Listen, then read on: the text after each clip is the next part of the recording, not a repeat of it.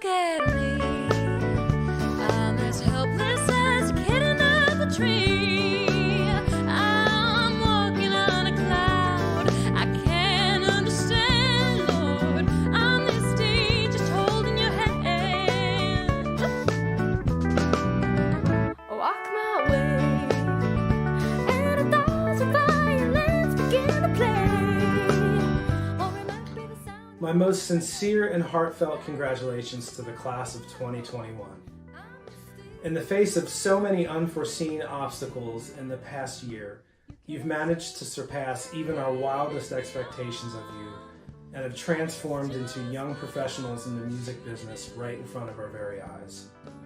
May you go forth and continue to learn, to teach, to inspire, and to create.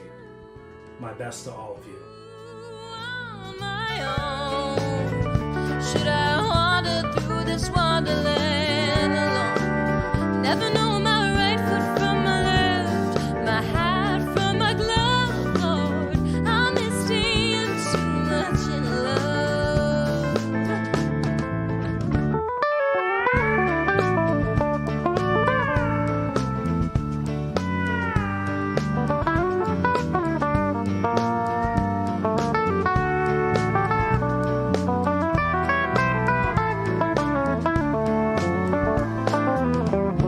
You can say that you're leading me on, but it's just what I want you to do.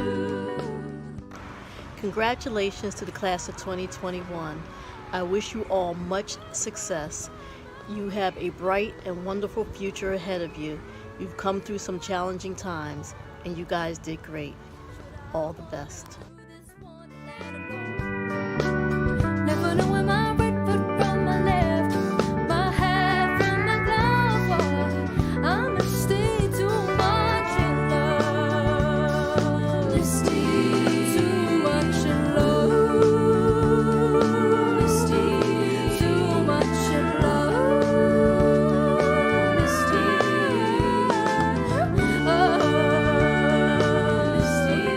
too much in love.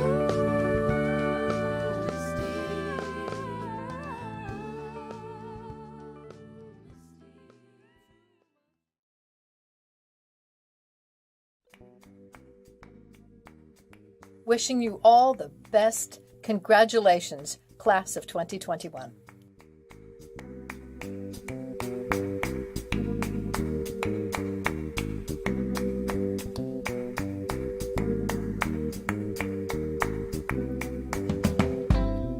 And I want those eyes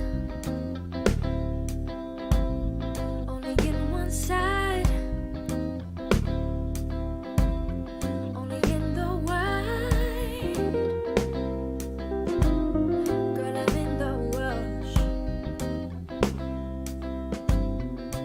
I can't be sure. I need more. Hi everyone, Rose here. The twins and I behind me would like to wish all of the spring 2021 graduating seniors a huge congratulations, especially the School of Design seniors and the Fine Arts seniors. Have a wonderful day today. You deserve it. Bye. Together, they gon' get us to come together.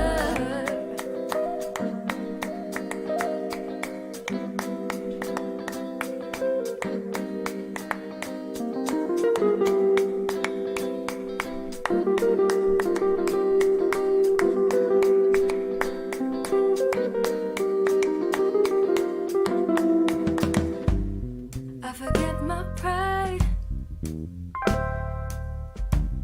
stronger than your lies. Wanna get so high, wanna live my life. Congratulations to all you arts students. We're all so proud of you. And a special congratulations to all of our MED students who finished up their programs this year while learning how to teach during a global pandemic. I'm so proud of you. You've done a great job. What we gon' do? What we gon' do? They gon' get us to come together. They gon' get us to come together.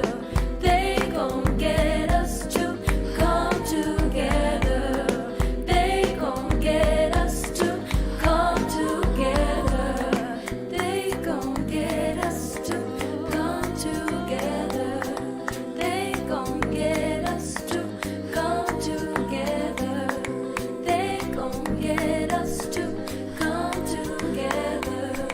They gon' get us to come together.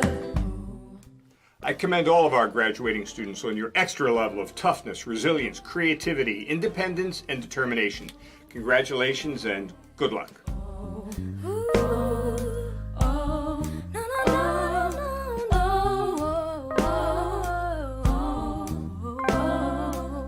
They gon' get us to come together. They gon' get us to come together. They gon' get us to come together. They gon' get us to come together.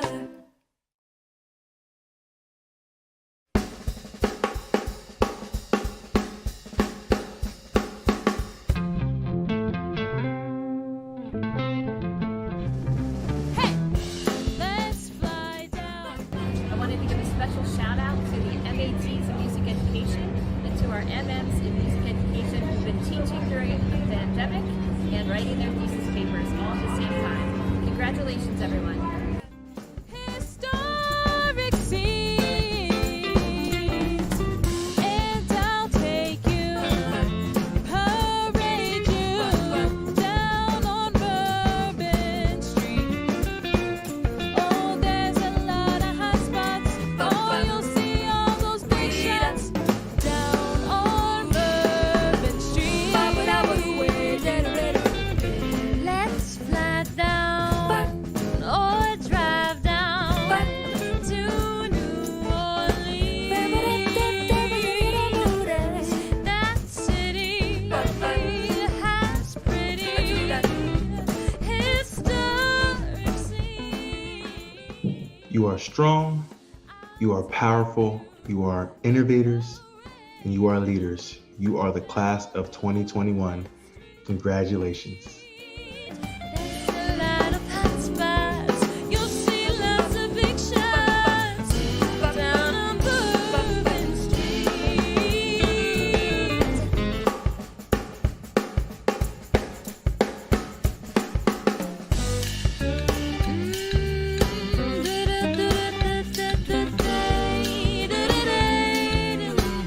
Happy people.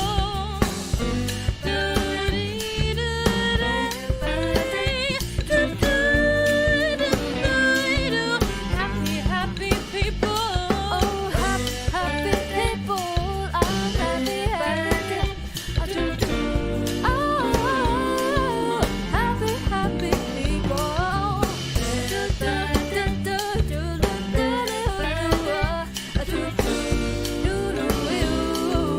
Happy, happy people. Yes, let's fly down. Baby, we'll fly down to New Orleans. Yes, that city sure is pretty. Historic scenes, and I'll take you. Maybe I'll parade you down on Bourbon Street. Oh, you see a lot of hot spots, meet a lot of big shots, all down on Bourbon Street.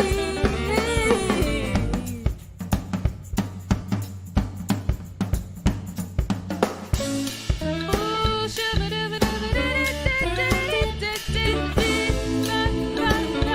happy people, happy people.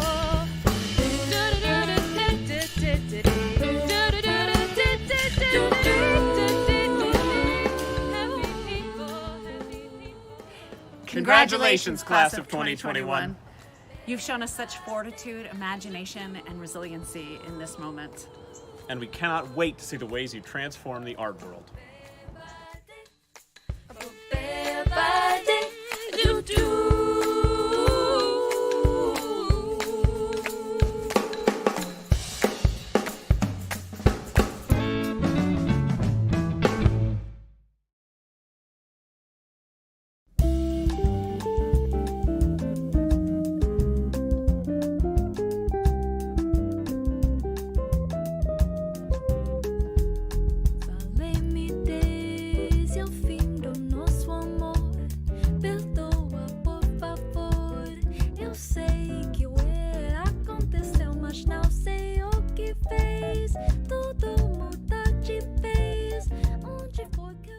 A quick message of congratulations to the senior class of 2021.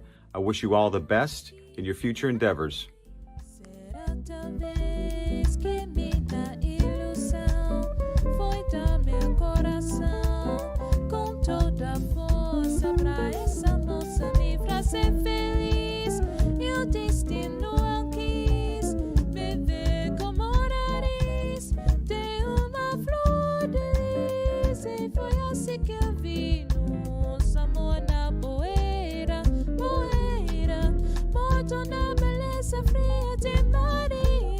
E o meu Jorginho da vida secou, morreu.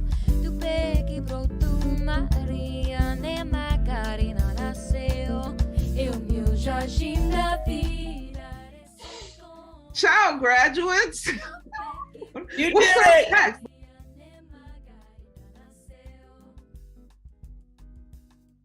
Yes. Congratulations. Congratulations. You did it. Go do Onward. the thing. Perdoa, por favor. Eu sei que o erro aconteceu, mas não sei o que fez. Tudo mudou de vez. Onde foi que eu errei? Eu só sei que amei, que amei, que amei, que amei. Será talvez que minha ilusão foi dar meu coração com toda a força pra essa moça me fazer feliz. E o destino não quis me ver como raiz de uma flor de lis. E foi assim que eu vi nosso amor. Congratulations, Fine Arts, in the class of 2021.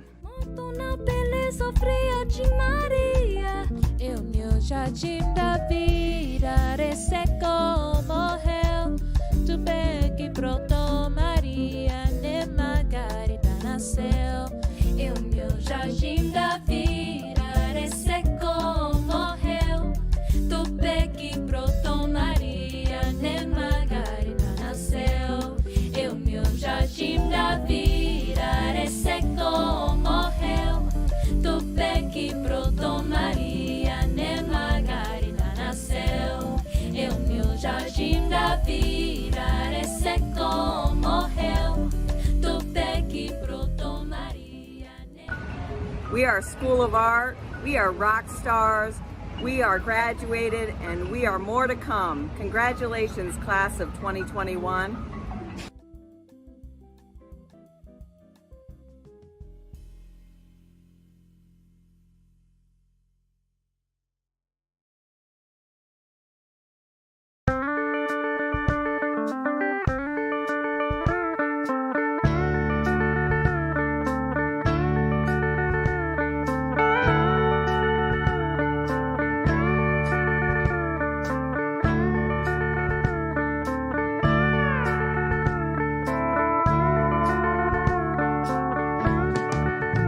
Look at me, I'm as helpless as a kitten up a tree. I'm walking on a cloud. Congratulations to the class of 2021 from all of us in Student Affairs. Walk my way, and a thousand violins begin to play. Or it might be the sound of your hello, that music.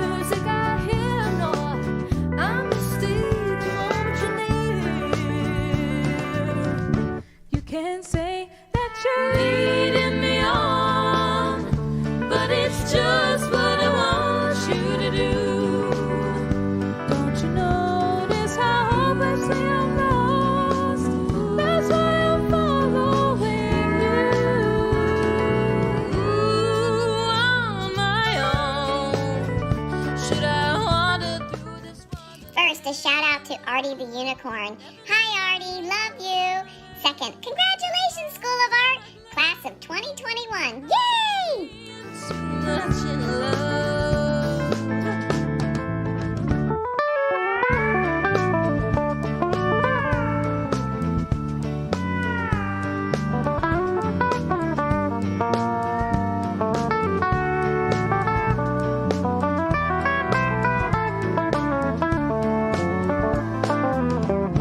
You can say that you're leading me on, but it's just what I want you to do. Don't you notice how hopelessly I'm lost? That's why I'm following you. On my own. Congratulations, graduating class of 2021 from the University of the Arts. You're the living embodiment of human creativity. Go forth and come.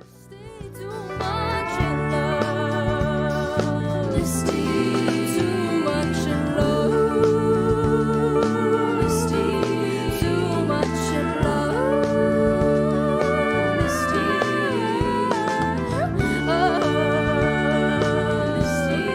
Too much in love.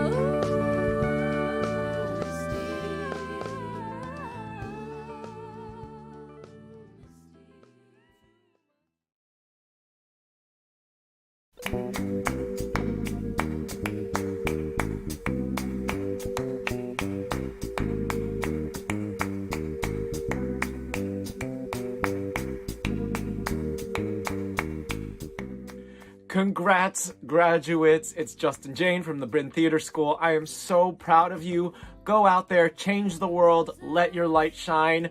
Woo! Only in one side,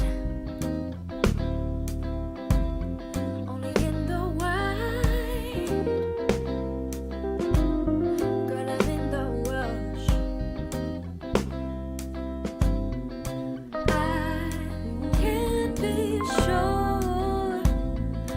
I need more today or tomorrow. What we've come to, they gon' get us to come together. They gon' get us to come together.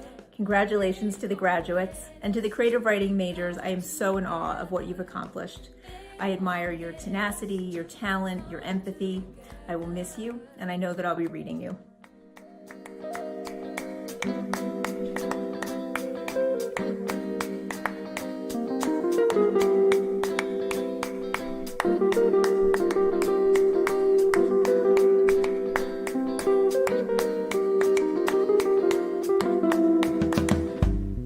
I forget my pride,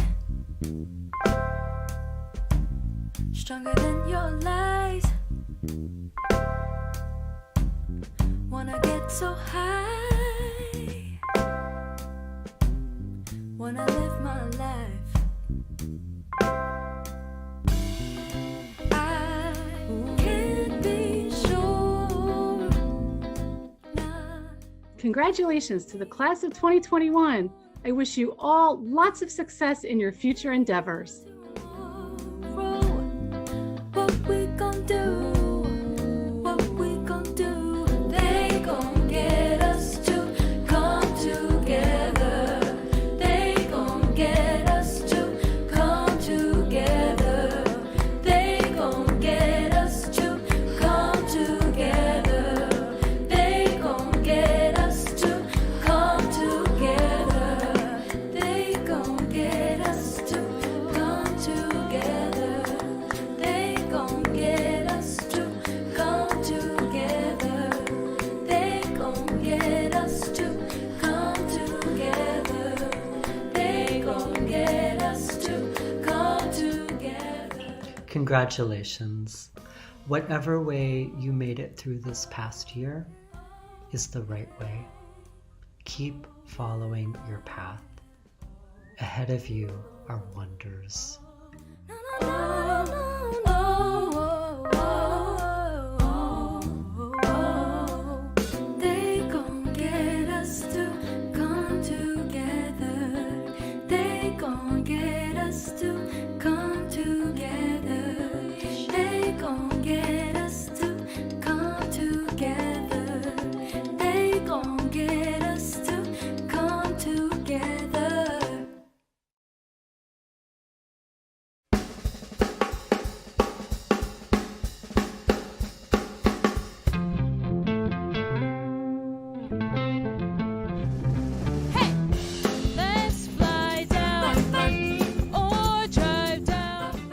congratulations to the University of the Arts class of 2021. Yes, this city, so much pretty, historic scenes, and I'll take you, parade you down on Bourbon Street. Oh, there's a lot of hot spots. Oh, you'll see all those big shots down on Bourbon Street. Let's fly down or drive down to New Orleans. That city. I want to say congratulations to the entire School of Music, but especially to the voice department. I'm so proud of you seniors, and I can't wait to see all the things you'll do. Keep in touch. Good luck. Parade you down Bourbon Street. There's a lot of hot spots. You'll see lots of big shots down on Bourbon Street.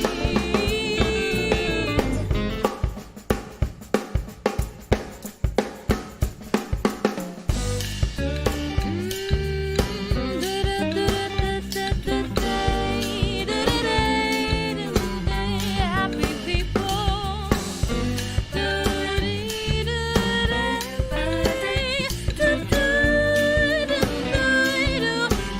Happy people. Oh, happy people. Congratulations, class of 2021. You did it. This is Krista Apple from the School of Theater, here to wish you all the joy and success that is possible in your future. You've earned it. Congratulations. Happy people. Yes, let's fly down. Baby, we'll fly down to New Orleans. Yes, that city sure is pretty. Historic scenes, and I'll take you, baby, I'll parade you down on Bourbon Street. Oh, you see a lot of hot spots, meet a lot of big shots, all down on Bourbon Street. Hello, congratulations to all the painters, printmakers, and sculptors. I want to wish you the best of luck in the future.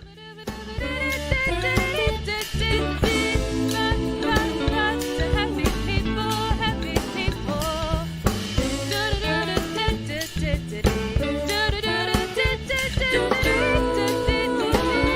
Happy people, happy people. Bebade, bebade, do do.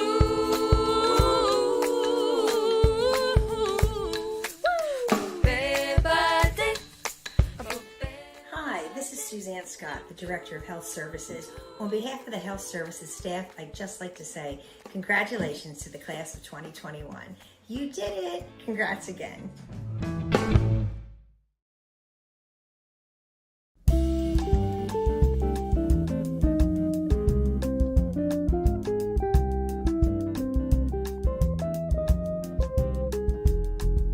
Falei-me desde o fim do nosso amor.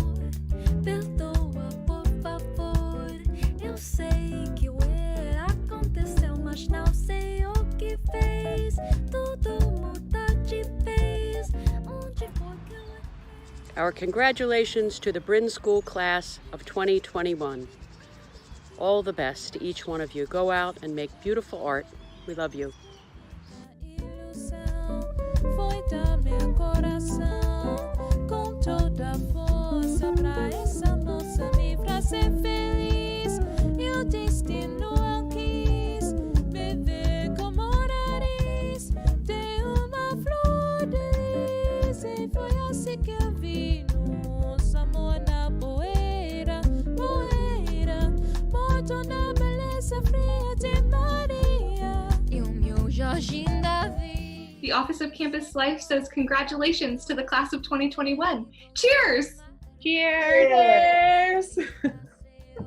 E o meu jardim da vida ressecou, morreu. Tupé que brotou, Maria, nem Margarida nasceu. Hi, this is Dr. Anna Barrison, Professor of Critical Studies, wanting to congratulate the class of 2021. Play is at the center of all art, so stay playful. All the best. Por favor, eu sei que o erro aconteceu, mas não sei o que fez. Tudo mudou de vez. Onde foi que eu errei? Eu só sei que amei, que amei, que amei. Congratulations to the UArts class of 2021 from the University Libraries. Com toda força pra essa moça me fazer feliz. E o destino não quis me ver como raiz de uma flor de lis. E foi assim que eu vi. Congratulations to the University of the Arts graduating class of 2021. You should all be so proud of yourselves for getting through one of the most challenging years that we can think of. Your resilience and your self-determination are really awe-inspiring. Can't wait to see what you do next and what you bring to the future. E o meu jardim da vida ressecou, morreu. Tupé que brotou, Maria, nem Margarida nasceu. E o meu jardim da vida ressecou, morreu. You did it! A big, huge, epic congratulations to all of you remarkable human beings. Jardim da vida ressecou, morreu. Tupé que brotou, Maria, nem Margarida nasceu.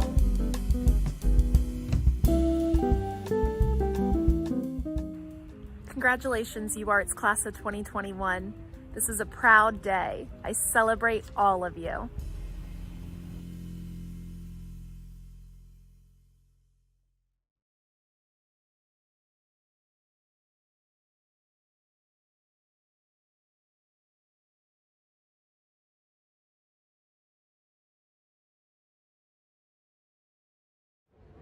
We recognize and acknowledge the land on which the University of the Arts stands as the ancestral homeland of the Lenape, a territory known as the Lenapehoking. We take this opportunity together to honor the Lenape as the traditional stewards of this land. And to be mindful of the legacy of colonization, erasure, and oppression that informs the history of our nation, our city, and our institution. The presence and resilience of the Lenape continue to this day, and their descendants include the Delaware Tribe and the Delaware Nation of Oklahoma, the Nanticoke Lenni Lenape and the Rampaho Lenape of New Jersey, and the Munsee Delaware Nation of Ontario.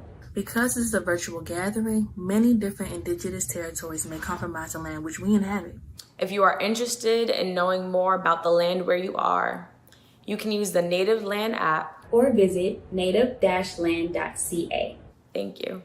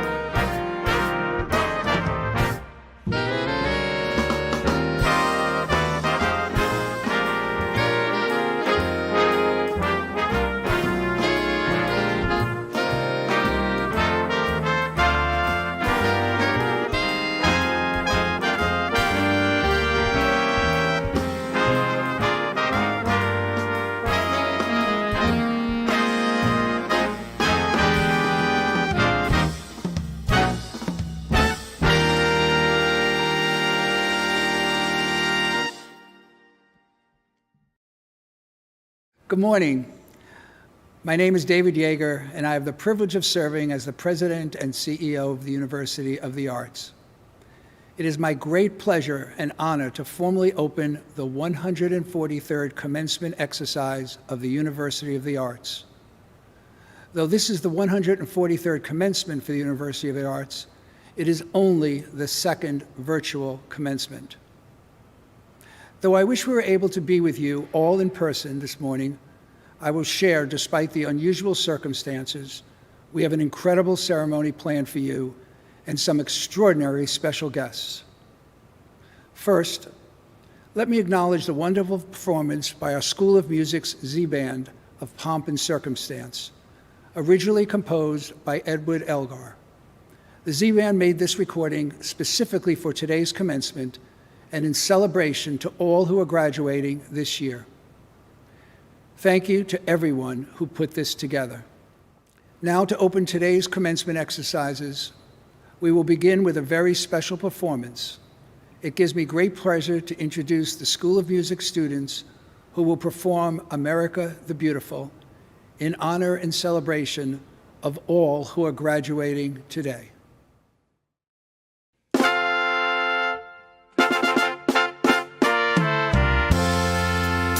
Oh, beautiful, for spacious skies, for amber waves of gray, for purple mountain majesties above the fruited plains.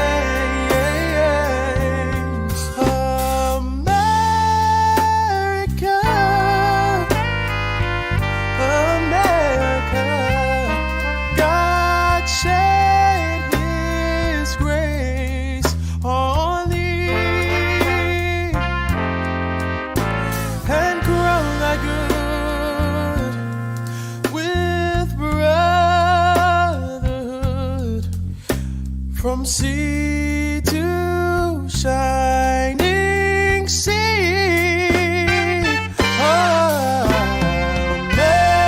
America, America, God shed His grace on thee. Ooh, and crown thy good with brotherhood from sea to shining sea. Yeah,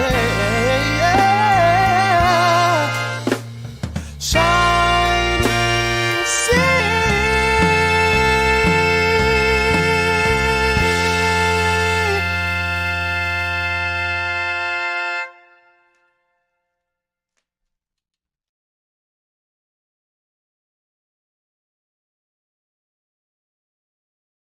Thank you again to all the music performers who helped make this day special.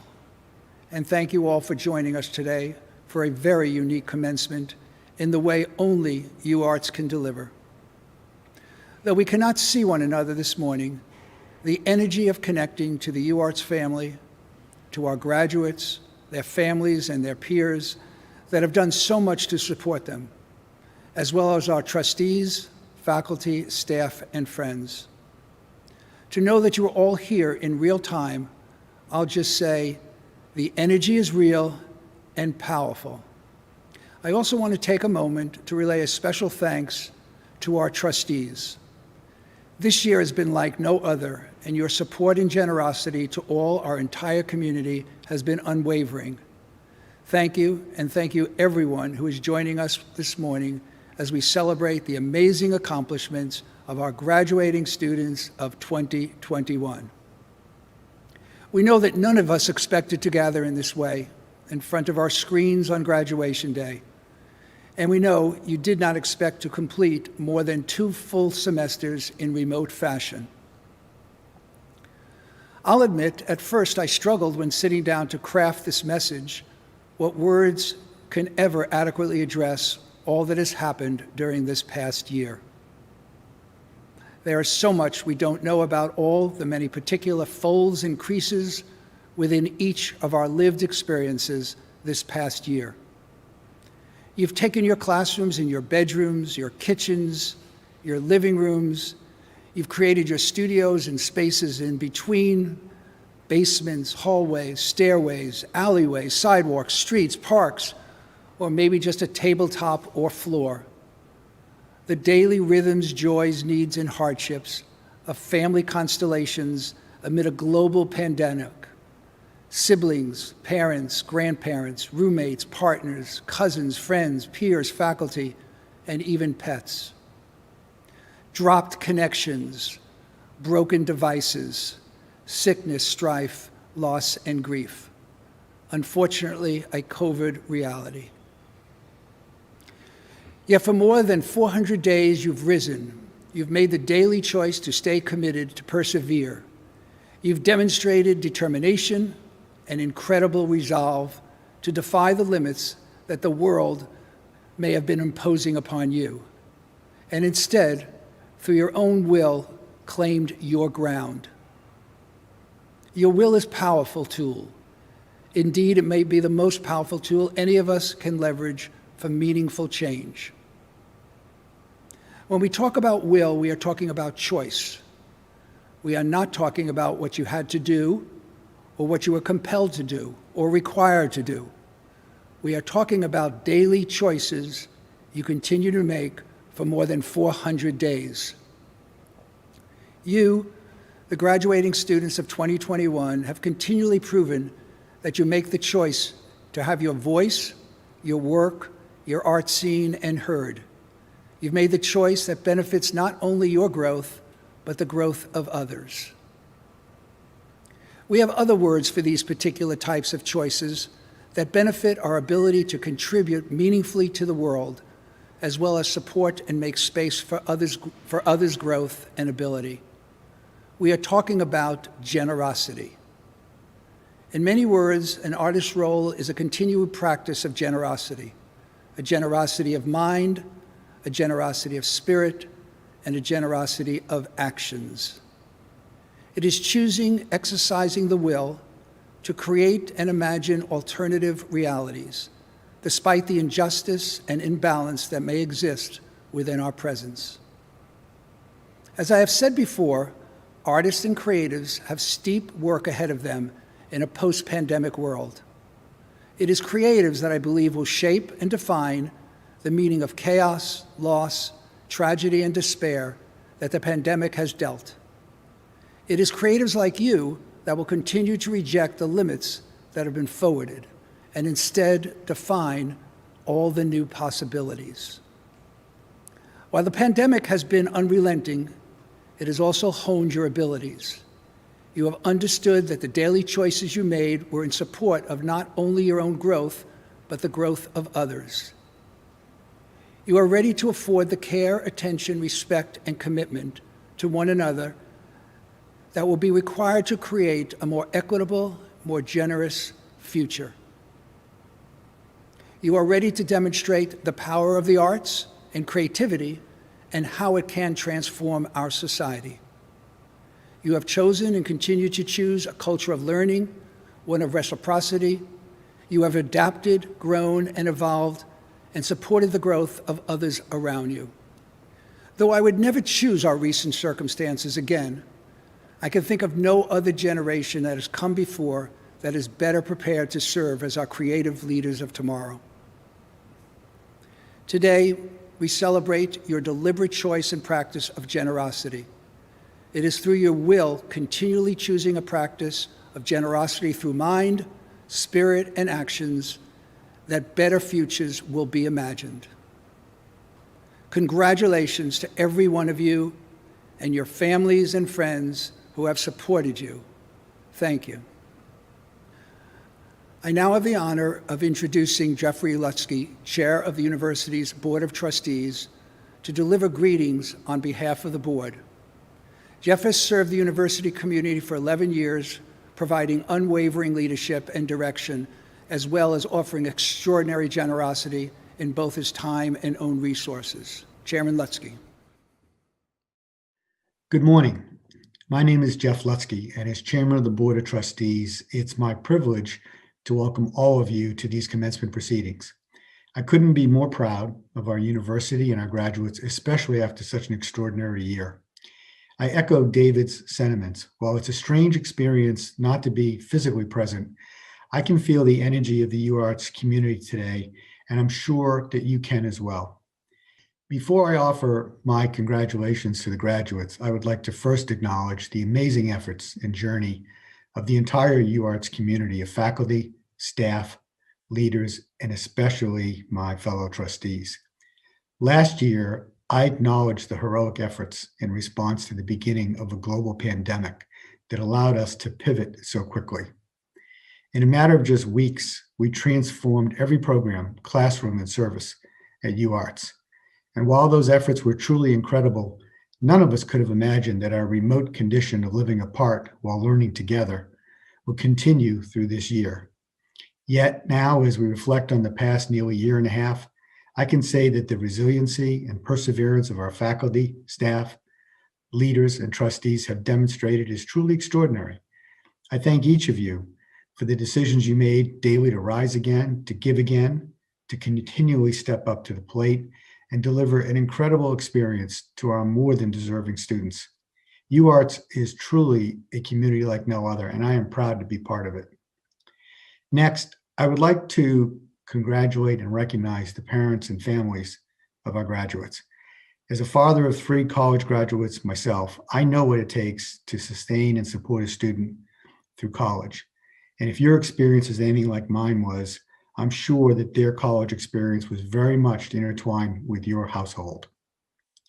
I know that you are also part of the UArts community, and I want to thank you, the parents and families, for the many ways you've supported your student.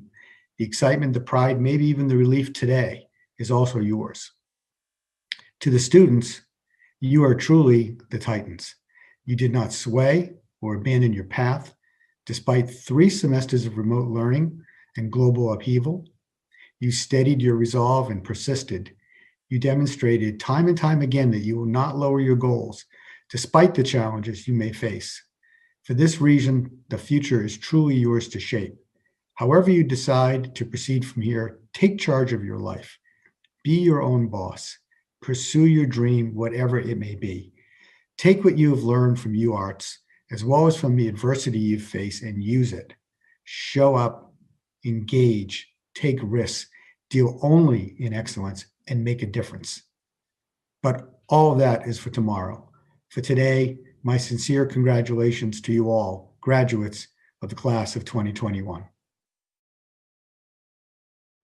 Thank you, Chairman Lutsky. It is with mixed emotions that I share that this is actually Jeff's last commencement at UArts, at least his last commencement as chair of the board. Jeff, we are forever indebted to your generosity, and we thank you. This year, we continue the tradition of inviting students to deliver the valedictory address. The faculty nominates outstanding graduating students from their respective colleges.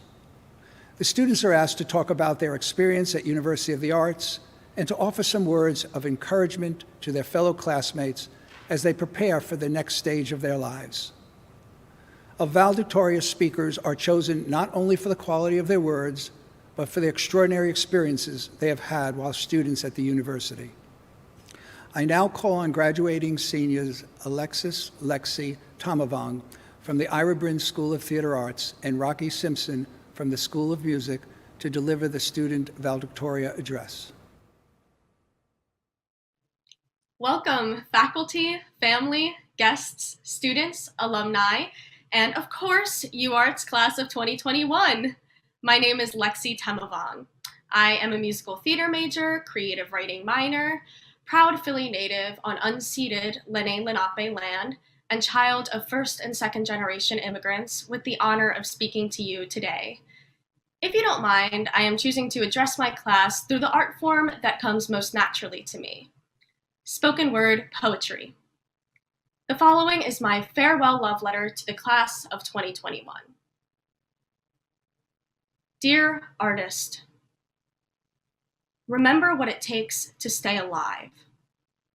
That many have died so that others may survive, Remember how we've improvised, deprived of something simple, something seemingly insignificant at first, losing touch, losing plans, losing businesses or bars, but then losing clans.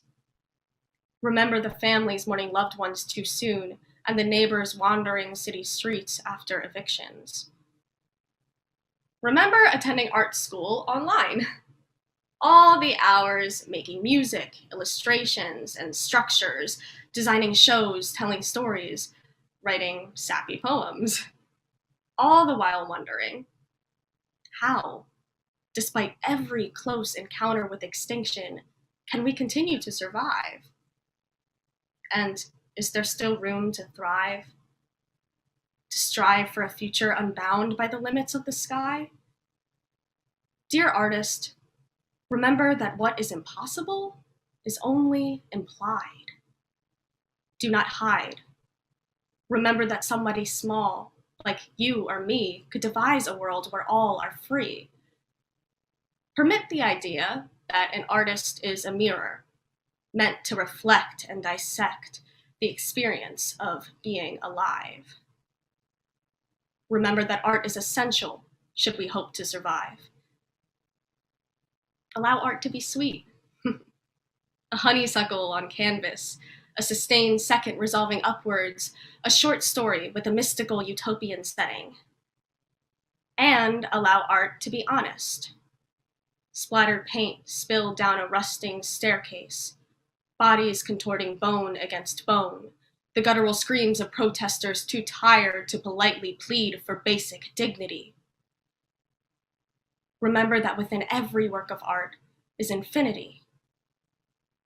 It lives within the silence between page turns and also in the sounds so loud that they overpower your most private thoughts.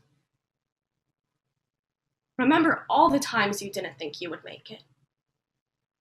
Persist on behalf of those who cannot. Remember the artists who've inspired you, the professors who've challenged you, all the rehearsal hours and study breaks and Zoom lectures.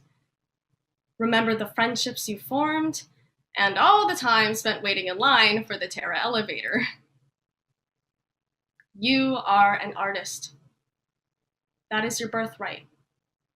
Despite the degree or university, your art is ingrained in your persona. Remember that. Forget your fears and collect your well-deserved diploma. Thank you. Fellow graduates, in these unprecedented times, with everything that's going on right now, now more than ever, yeah, I'm tired of that one too. I'll just be honest. My friends, I could spin you something clever about how the word commencement means beginning. I could paint you a beautiful picture about how we are beginning our lives and careers, finally arriving in a world that is indeed our collective oyster, ours for the taking and the changing and recreating. But there's one crucial lesson that we learned this year that we all must carry with us as we wade into our respective industries and delve deeper into our creative practices. Over varying degrees of lockdown loneliness, we've all established our quarantine pastimes. When it first started, we were obsessed with Tiger King, and then we started playing Animal Crossing. If you're like me, you stacked up a pile of books, intending to read them all in your newfound free time, only to find yourself in the throes of yet another rewatch of Avatar: The Last Airbender. But you see the theme, right? All of these things are products of someone's creative vision. At a time of great uncertainty, of insurmountable confusion and ever-present suffering, the world turned to art. We found comfort in art and art making. We found celebration in the spirit of creativity. When it became clear to me that we would not return to campus, I found myself asking, well, what does it mean to be a UArts student if I can't be at UArts? Well, I figured it out, and I'm here to tell you. As UArts students, we are in the unique position to have studied in an environment that celebrates creativity as the unifying feature of humanity. And we're lucky to have studied in an environment that dared us to imagine ourselves not in competition with one another, but in collaboration. And as extenuating circumstances challenged our approaches to art making, we understand better than ever before the artist's responsibility to community, living apart, creating together. Remember? That's what it means. And so the prospects for working artists in a post-pandemic world might be a little intimidating, but make no mistake, we're graduating from UArts today as the very artists that the world needs tomorrow, or better yet, right now. As artists, we are tasked with an extraordinary duty to society. We're the people who make meaning in the world. We make life out of dreams and dreams out of life. We carve out space for that meaning and we share it with people who need it. And so in this exceptionally lonely world, at this exceptionally lonely time, somebody out there is aching for a manifestation of meaning that only we can give them. And so I'm hoping you'll forgive the overused expression, but now more than ever is the time for us to go forth and do what we do best, create. Congratulations to the class of 2021. Thank you, Lexi and Rocky, for your inspiring words, and congratulations to you both. The President's Awards are bestowed on graduating students who, over their course of the time at the university, have demonstrated exceptional creativity, excellence of the highest order. Each award carries with it a $1,000 prize. Every year, I face the challenge of selecting the award winners from an extraordinary group of nominees. These students presented work that was intellectually persuasive, artistically adventurous, collaborative, and entrepreneurial.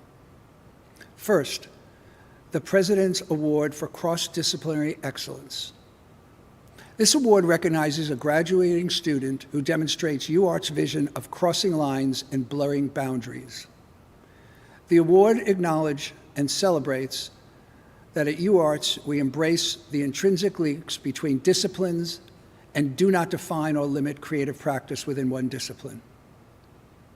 I'd like to recognize Moses Oliveri, who graduates today with a BFA in game art on the strength of the way he seamlessly blends his skills and passion for coding, visual arts, and creative writing to making interactive games and experiences. Moses has supplemented his study in game art with an abundance of electives in creative writing and screenwriting, and molded himself into an effective collaborator that understands the interconnected aspects between game design, sound design, animate, write, code, and art. Moses has set himself up to be a leader and mentor in the interactive community. Congratulations, Moses.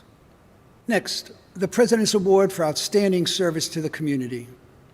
This award recognizes a graduating student who demonstrates exceptional generosity, commitment, and vision as a community builder and leader.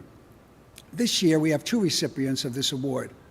First, from the School of Design, I recognize a student whose generosity and commitment are far-reaching beyond the UArts community. Consistently serving as a support to those around her, this incredible student not only graduates today with her BFA in illustration, but also as the founder of a nonprofit in Baltimore that affords a safe space for young women and men to speak freely about their struggles and find solace. She has consistently worked to combat the stigma associated with anxiety and depression. I'd like to recognize Kayla Hammonds. Congratulations, Kayla.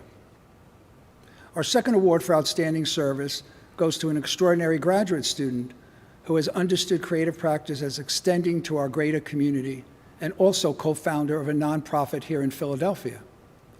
For decades, he has committed himself to a practice of generosity that has served to sustain the lives of many. Co-founded in 1993, the annual benefit Shut Up and Dance to benefit homebound HIV and AIDS patients. Since then, the mission has expanded to serve anyone with a life-threatening illness, and to this day, our student, who is also a well-loved faculty member here at UArts, regularly devotes his time and connects his creative practice to the service of others. Through his effort and collaboration with dancers of the Pennsylvania Ballet, millions of dollars have been raised to sustain those in need. I'd like to recognize Michael Sheridan as both a student and faculty member. Congratulations, Michael. Our next honor is the President's Award for Critical Inquiry, recognizing a student who has led a deep and reflective critical inquiry into a given topic or research area. This year's award goes to a student who has been investigating materiality as connected to her Chinese heritage and examines contemporary culture of commodity. Since before the pandemic, she has explored mundane materials such as chopsticks, cotton swabs, masking tape, kitchen sponges, and paper wrappers. Throughout the pandemic and returning to her home in China, she has continued her investigation, carefully selecting her material and giving new meaning to its cultural significance. The results are delicate, beautiful, and critical contemplations on identity and culture. I'd like to recognize Jingnang Zhang. Congratulations, Jing. Next, we have the President's Award for Excellence in Creative Practice, given to a graduating student who has demonstrated exceptional talent within their respective discipline. This is always one of the most difficult awards to determine, and this year we have two recipients.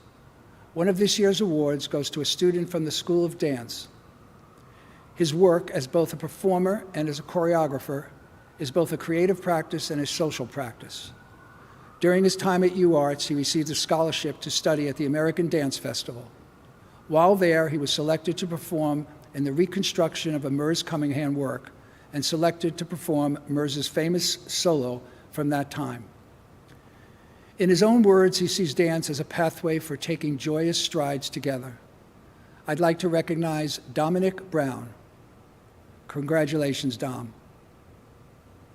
Our second award for excellence in creative practice goes to an exceptional graduate student in our Masters of Music and Jazz Studies. He has viewed albums as collections of short stories, and for his thesis project created a jazz concept album, setting the story of the secret garden to music. He writes music and lyrics to tell the story throughout the performance. Each song sonically walks you through a piece of the story and attempts to convey the thoughts, feelings, and ideas of the characters, as well as the event and timeline of what is happening. I'd like to recognize Zach Devine. Congratulations, Zach. And congratulations again to all of our incredible students who represent the graduating class. I now call on Vice President for Academic Affairs, Carol Graney, to present the recipients of the Distinguished Teaching Awards. Vice President Graney.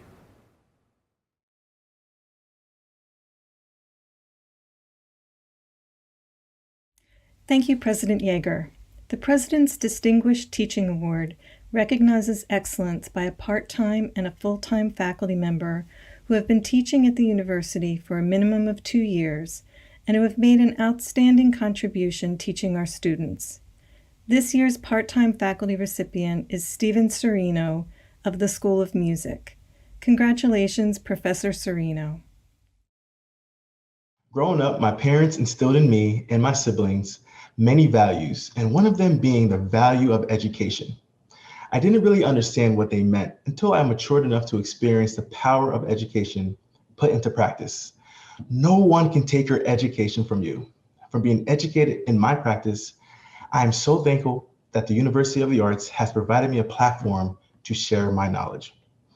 I want to thank President Yeager, Carol Graney, Shelton Walker, senior leadership, and the Council of the Deans for confirming me in receiving the President's Distinguished Teaching Award. Thank you, Dean Michael Jones, for your mentorship and for being a one-of-a-kind leader that is progressing the School of Music, one of the top music programs in the country, into the future. Michael Johnson, thank you for all of your guidance, advisement, and inspiring leadership. Your dedication to the MBET program and all the faculty, staff, and students is on display with the success of our top 10 program and the accomplishments of our graduates. Paul Schutte, Matt Manhire, JP Beatty, Mark DiCiani, Liz Bradaganda, Tiffany Jones, Chris Ward, Fabian Brown, Tom Spiker, to name a few, and all of my School of Music and MBET colleagues, as well as my university colleagues, thank you for your support and your inspiring passion for education and the arts. To Maurice Bernard, Sam Prasad, and all the members of the Diversity, Equity, and Inclusion Committee, thank you for your collaboration and for continuing the wonderful work to make our university a place for all voices. Thank you to the Board of Trustees and Lori Wagner for your continued support for the School of Music. To my parents, David and Charmaine, my amazing wife, Giselle, my siblings, Junior, TT, and Matt, my children, Lily, Grayson, Chloe, and Leila, my in-laws, Ralph and Anna, and my family, thank you for your unwavering love and support through my journey through music. And last, but certainly not least, thank you to all the students. This past year has been one of many challenges, but to see all of you persevere through the hardship inspired me to approach each lecture with passion and drive. You are what makes this university a place of excellence and the reason why we're able to advance human creativity. Your parents, family, and guardians have to be extraordinary because the students I collaborate with and educate here are some of the most wonderful human beings I have encountered. Thank you all again. I appreciate you all. This year's full-time faculty recipient of the President's Distinguished Teaching Award is Juliana Foster of the School of Art. Congratulations, Professor Foster. Hello. What an amazing time to celebrate our accomplishments after a year that has provided challenges yet offered many opportunities. I am incredibly honored to accept this teaching award and to be part of this list of remarkable past recipients, including fellow 2021 recipient, Stephen Serino. Thank you to President Yeager and the Office of Provost, Carol Graney and Rick Longo. My appreciation and great respect to Dean Aaron Ellman and to all of my colleagues at the university. To students, staff, and faculty within the School of Art, please know how meaningful this recognition is, and I extend my sincere gratitude to each of you for the pleasure of working in such a thoughtful and engaging environment of creative thinkers. And in particular to the photo program, I take great pride in our community and feel this recognition reflects our joint commitment and ingenuity. As collaborators, my colleagues have provided me with invaluable insight, various perspectives, and guidance while demonstrating the diverse ways in which photography has such an important role in our lives. And to the students, over the years, I've been very lucky to work with curious, imaginative, and devoted students that have inspired and motivated me as we have shared their creative journey in academia and beyond. These experiences and relationships have been extremely impactful. And to all of our photo students, thank you for offering so much of yourselves during this journey together. It has been my honor to share this time with you. And in closing, I would like to extend a heartfelt congratulations to all of the class of 2021 at the University of the Arts. All of you have found strength and tenacity and your creative drive to persevere. We are all so very proud to celebrate you today. Thank you and congratulations. Congratulations to these extraordinary faculty members whose teaching has had such a positive impact on so many of our students. Thank you, Vice President Graney, and congratulations to these exceptional teachers. They really do make UArts who we are. Now I would like to welcome University of the Arts Commencement Ensemble and UArts vocalist performing a great UArts commencement tradition with a little help from my friends.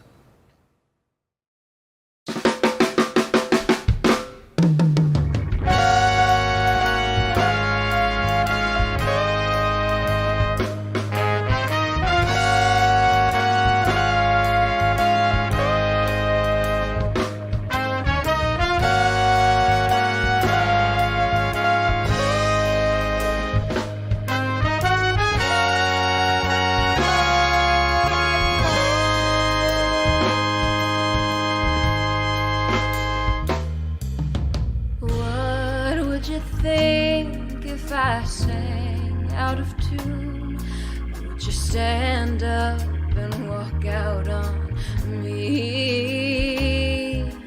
Lend me your ears and I'll sing you a song, and I'll try not to sing out of key. Oh, I'll get by with a little help from my friends. Oh, I'll get by with a little help from my friends. Oh, I'll get by with a little help from my friends.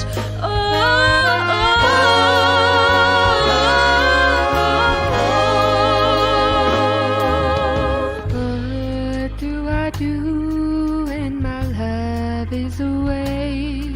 Does it worry you to be alone? How do I feel at the end of the day? Are you sad because you're on your own? No, I get by with a little help from my friends. By with a little help from my friends.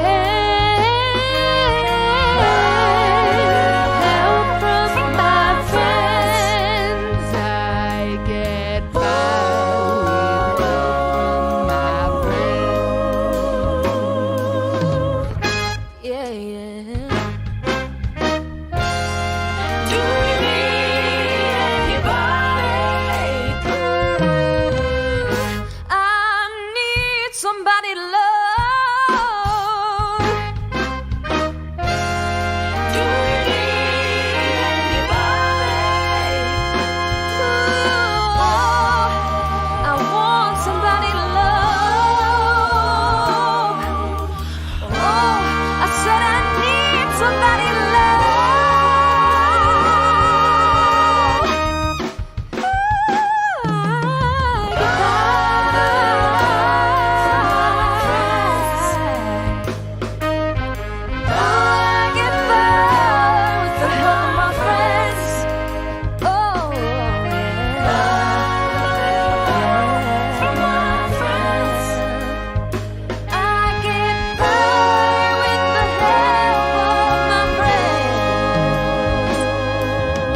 Would you believe in our love at first sight? Yes, I'm certain that it happens all the time. What do you see when you turn out the lights? I can't tell you, but I know that it's mine.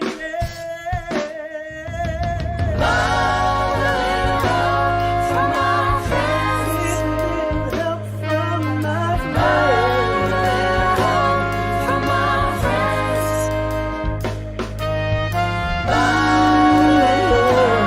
From my friends.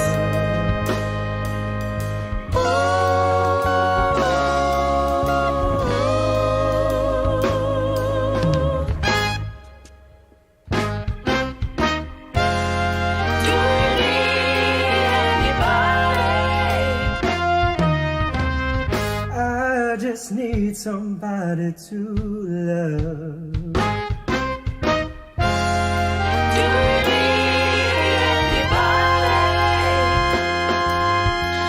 You know I want somebody. You know I need somebody.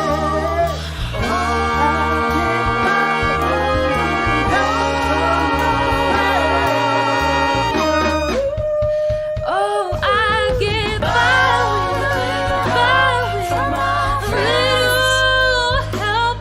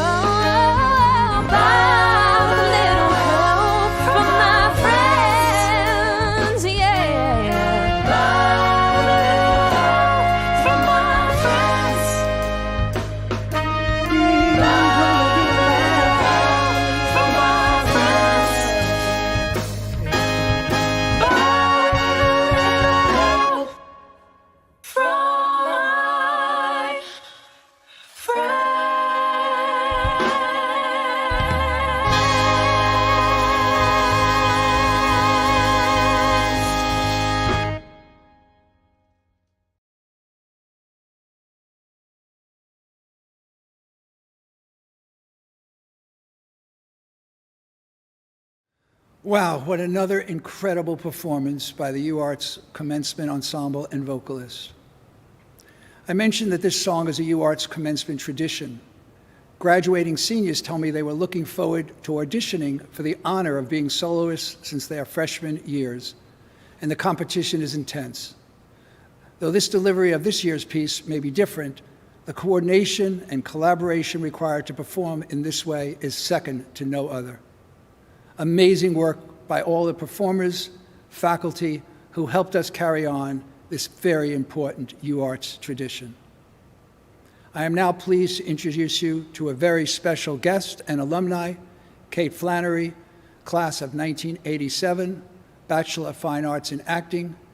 Kate has been performing on Dancing with the Stars, appeared on hit television shows like Brooklyn Nine-Nine, Young Shelton, and Cartoon Network's OKKO. However, Kate is probably best known for her role as Meredith on NBC's long-running hit series, The Office. Kate, we are honored to have you join the class of 2021 today and present greetings and congratulations on behalf of the Alumni Association.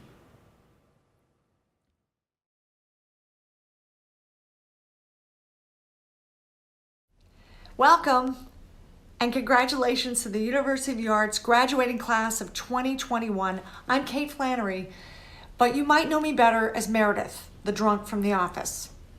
Thank you. I was where you are, getting my BFA in acting in 1987. I know, I look a lot younger. I'm using a great filter. I had a good experience at University of the Arts. The good news is I got my dream job when I booked The Office. The bad news is it only took me 17 years after graduating from here to book it. When I got to University of the Arts, I was like you. I was a young artist. During my time here, I slept very little. I raced down South Broad Street every morning to get to class, commuting from my parents' house. I had student loans and a small scholarship, but I worked 3 or 4 shifts a week at a bar at 16th and Spruce and catered at the Franklin Institute. I usually ate my lunch at Wawa or Reading Terminal, and I hung out on the steps of the Great Hall. I had really good teachers, like Dr. Palia and the late Walter Dallas, who opened my mind and changed my perspective and gave me the first real tools of my craft. I drank at McGlinchey's and Dirty Frank's, not realizing I was doing research for my future job on The Office. You will have ups and downs, but be persistent, pleasantly persistent, and don't worry about the jobs you don't get. They just lead to the jobs you're meant to have. I too have had rough times, but I never gave up, and neither should you. I wish you angels and clear paths and faith, not fear. I want to thank you for being artists. Thank you for following your dreams and giving yourself permission to eat, sleep, and breathe your art. The world needs your artistry, your dance, your music, your piece, your song, your play. The world is waiting with breath that is bated. Being artists, I'm sure that the lemons that life has given you will allow you to make the most interesting, tasty lemonade. You've worked hard. You've played hard. And now you are graduating. I wish you luck and the audacity to think big and the courage to go for it no matter what. Some of you will have to work long and hard. You might have to work an extra job indefinitely to follow your dream. This is not a punishment. I was still waiting tables when I got The Office, and I kept my job during the first season, just in case. So get ready for the long haul and have faith. The very year I finished paying off my student loan was the same year I booked The Office. So it's really happening. You're really graduating. And I'm really proud of you. You managed to graduate under the grips of a global pandemic. Thanks to the pandemic, every day has been casual day. You may have big disappointments along the way, but I'm here to say you won't be disappointed with your life.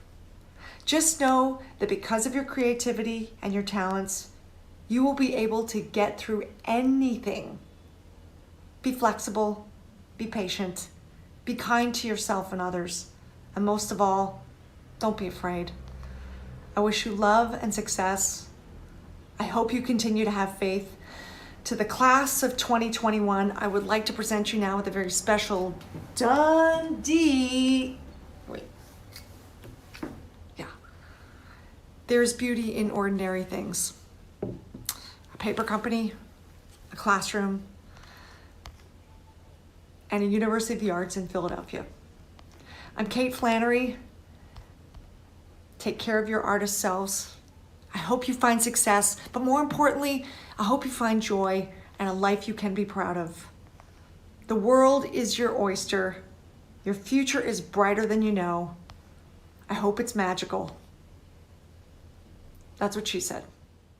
Congratulations! Woo! You did it! Thank you, Kate. Now we'll present the Silver Star Awards for Outstanding Alumni. The Silver Star Alumni Award is presented annually to alumni who have achieved professional distinction as evidenced by their contribution to their chosen fields. Recipients of this award have made vital contributions to the cultural life of our nation and have helped to broaden specifically the public's understanding and appreciation of the arts. I call on Micah Jones, Dean of the School of Music, and Sid Sachs, Director of Exhibitions and Chief Curator at University of the Arts, to present this year's Silver Star Awards.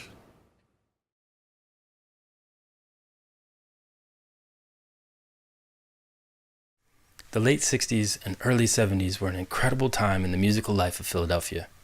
Famed contralto Marian Anderson was approaching the end of her performing career, while pianist Andre Watts was just at the beginning of his career. What an impactful time to see and hear these great classical performers. In the midst of this significant period for Black classical musicians in Philadelphia, a young coloratura soprano from Camden, New Jersey, Osceola Davis, was studying voice at the Philadelphia Musical Academy, now the University of the Arts. In the spring of 1970, Miss Davis completed her bachelor's degree in music, while also completing a bachelor's degree in music education. In addition to that, she received a diploma in opera from the Curtis Institute of Music, and then later received her Master of Arts in Teaching degree at Lehman College, City University of New York. After graduating, Miss Davis taught music in the Camden and Philadelphia public school systems before joining the Metropolitan Opera Studio in New York. She spent summers at the Tanglewood Music Festival and Wolf Trap Summer Festival in Virginia. Encouraged by her Curtis Institute mentor and coach, Sylvia Olden Lee, Osceola traveled to Europe for auditions where she was immediately offered the lead role of Rosina in Rossini's The Barber of Seville in Munich, Germany.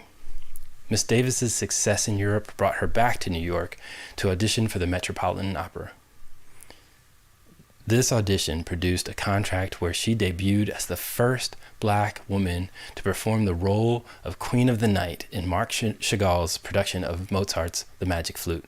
A German newspaper once described her sound as a voice of unlimited capability, and if you haven't heard it, take a listen.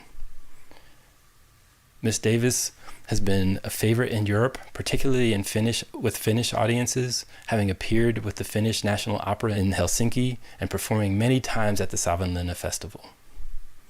Osceola has enjoyed a career on major stages in the US and Europe and has been giving back to voice students as an assistant professor of voice at Lehman College for many years. Her commitment to her craft and her desire to pass on her experience and knowledge through teaching is why we are honoring her legacy today. Mr. President, Mr. Chairman, it is my honor to award Miss Osceola Davis Smith the Silver Star Outstanding Alumni Award. Thank you. Thank you so much, Micah, for saying those kind words and for taking the time to acknowledge me, a former UArts pupil. I never dreamed that I would be recognized like this. When I was a student, I was just trying to do my work like everyone else. We didn't have a Hamilton Hall the way you have it today. We had to kind of get together and kind of chat by our lockers or go into a practice room and have fun there making music or meet down at the corner drugstore where they had a little restaurant. But those were the wonderful days of PMA. The teachers were encouraging and very inspiring, patient, and needless to say, encouraging. And I mean, really, really fun. But it's just a joy to see the way the university has grown. It is growing at the time I was there, and now it's University of the Arts. But it's just, I'm just very honored to know that my alma mater is pleased with what I have been able to accomplish, that they were a part and all have been a part, and even now, a part of my accomplishments. I'm grateful, I'm thankful, and I humbly accept your acknowledgement for what I've been able to show in regards to what I've gained from University of the Arts.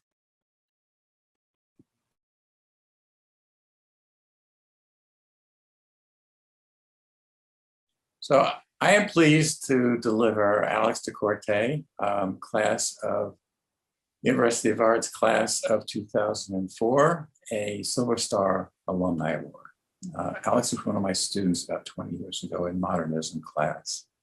And after going to the University of the Arts, he stayed in Philadelphia for a number of years where he showed at the ICA and at Jolie Lade and Fleischer Ullman and the West Collection and so on and so forth. And then Alex used to visit me in the gallery. And I was pleased to show his work a year after his undergraduate degree in The Window on Broad. If you look at Wikipedia, The Window on Broad is his first one-person show. He was in other shows at the Rosenwald Wolf Gallery. And so then Alex asked me to write him a letter of recommendation to get into Yale University. I was really proud and pleased. And I wrote him a really honest letter of recommendation. I said that Alex DeCorte is one of the most talented students I've ever had at the University of the Arts. And I've been following his work for a number of years. And I said that he needed the rigor of Yale University. He really, I think he needed the critiques of Yale University. So I said, if you accept him, Alex will learn from you a lot. But you know what? You will be proud to have Alex as one of your alums. He will make you proud too, just like he's made the University of Arts proud.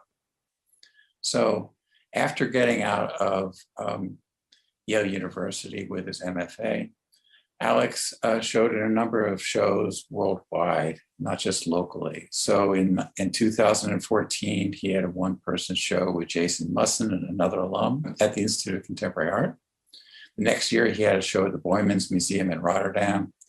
The next year after that, he had a one-person show at MassMoCA in Massachusetts, the Harem Museum in Los Angeles.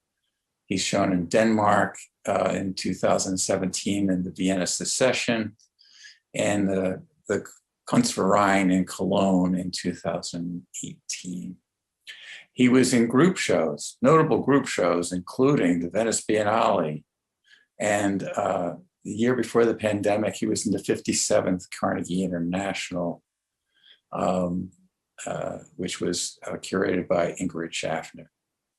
And I'm very proud that Alex was able to contribute a reenactment of Alan Capro's Happening Chicken in the Gershman Hall on March 5th, 2020.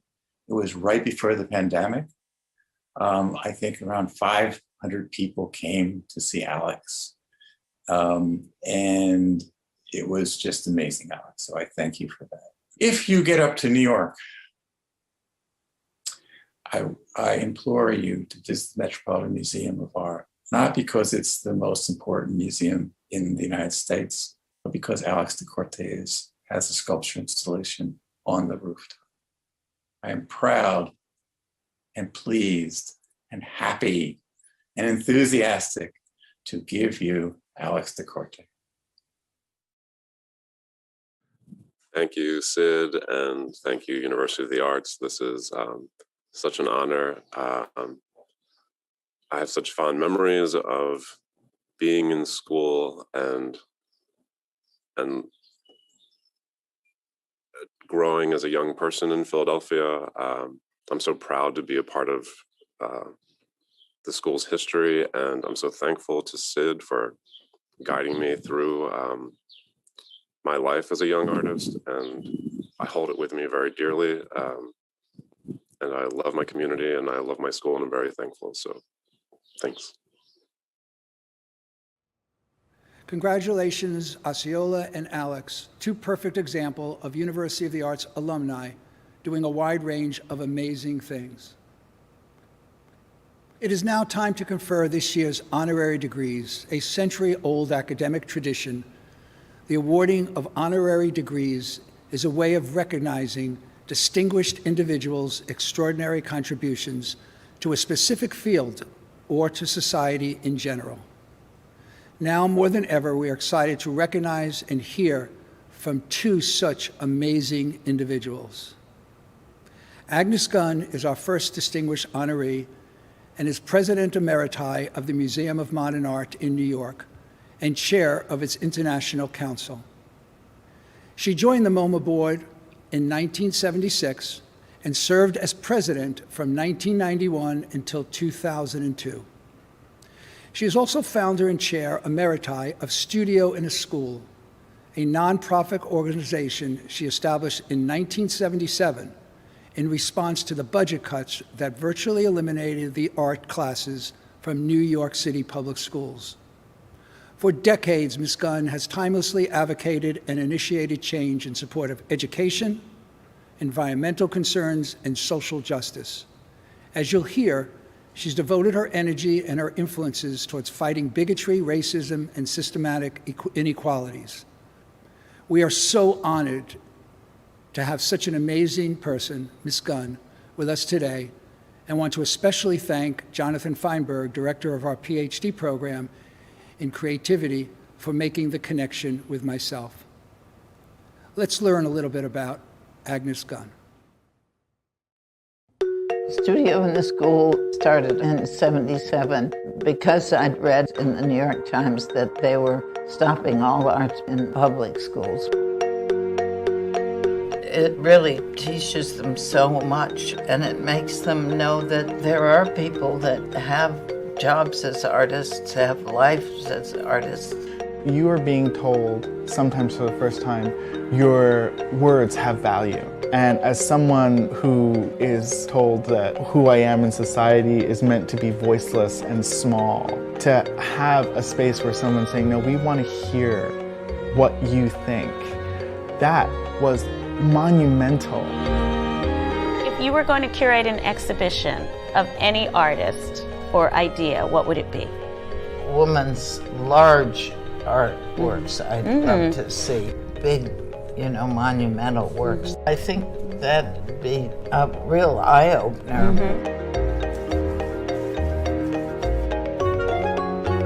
Every citizen who benefits from art, and we all do, needs to focus on achieving inclusivity in our diverse and democratic society. We need to understand why women continue to play smaller roles in the art world despite their talents and interest and dedication. To put the issue in a basic form, colors, shapes, insights, and ways of knowing are being lost to us. It is hard for me literally to see how women and men differ in the quality of their work. Why are women artists less known and less admired? The ultimate result of bringing women's competencies and creativeness into full play is to change the way we identify ourselves and honor each other, the ways we actually think and live and see the world. When I first heard that she sold the painting, I was not surprised for a minute. I thought, of course, Aggie would be the one to do this. What? Like this, everybody should be doing this. What you did with the Lichtenstein is mind-blowing. I decided to sell the Lichtenstein because this was a way to use money to bring about a more just society. Agnes Gunn sold one of the great Lichtenstein paintings for an extraordinary amount of money. She used the proceeds to start the Art for Justice Fund with the aim of ending mass incarceration in America. Art for Justice provides grants to a wide variety of artists, activists, and organizations who are working together to reform our criminal justice system. The goal is to make communities safer, keep families together, and treat people with dignity and compassion. The fund ultimately supports a mass movement that is marching towards justice in this country. I think what Aggie did that was very deep was she laid bare wealth and privilege. Most people who have it pretend like they don't have it. And she said, I have this, and I want it to go to work. I want it to be so much bigger than one painting. Aggie understands that art makes it possible for us to have empathy, and that without empathy, there is no justice.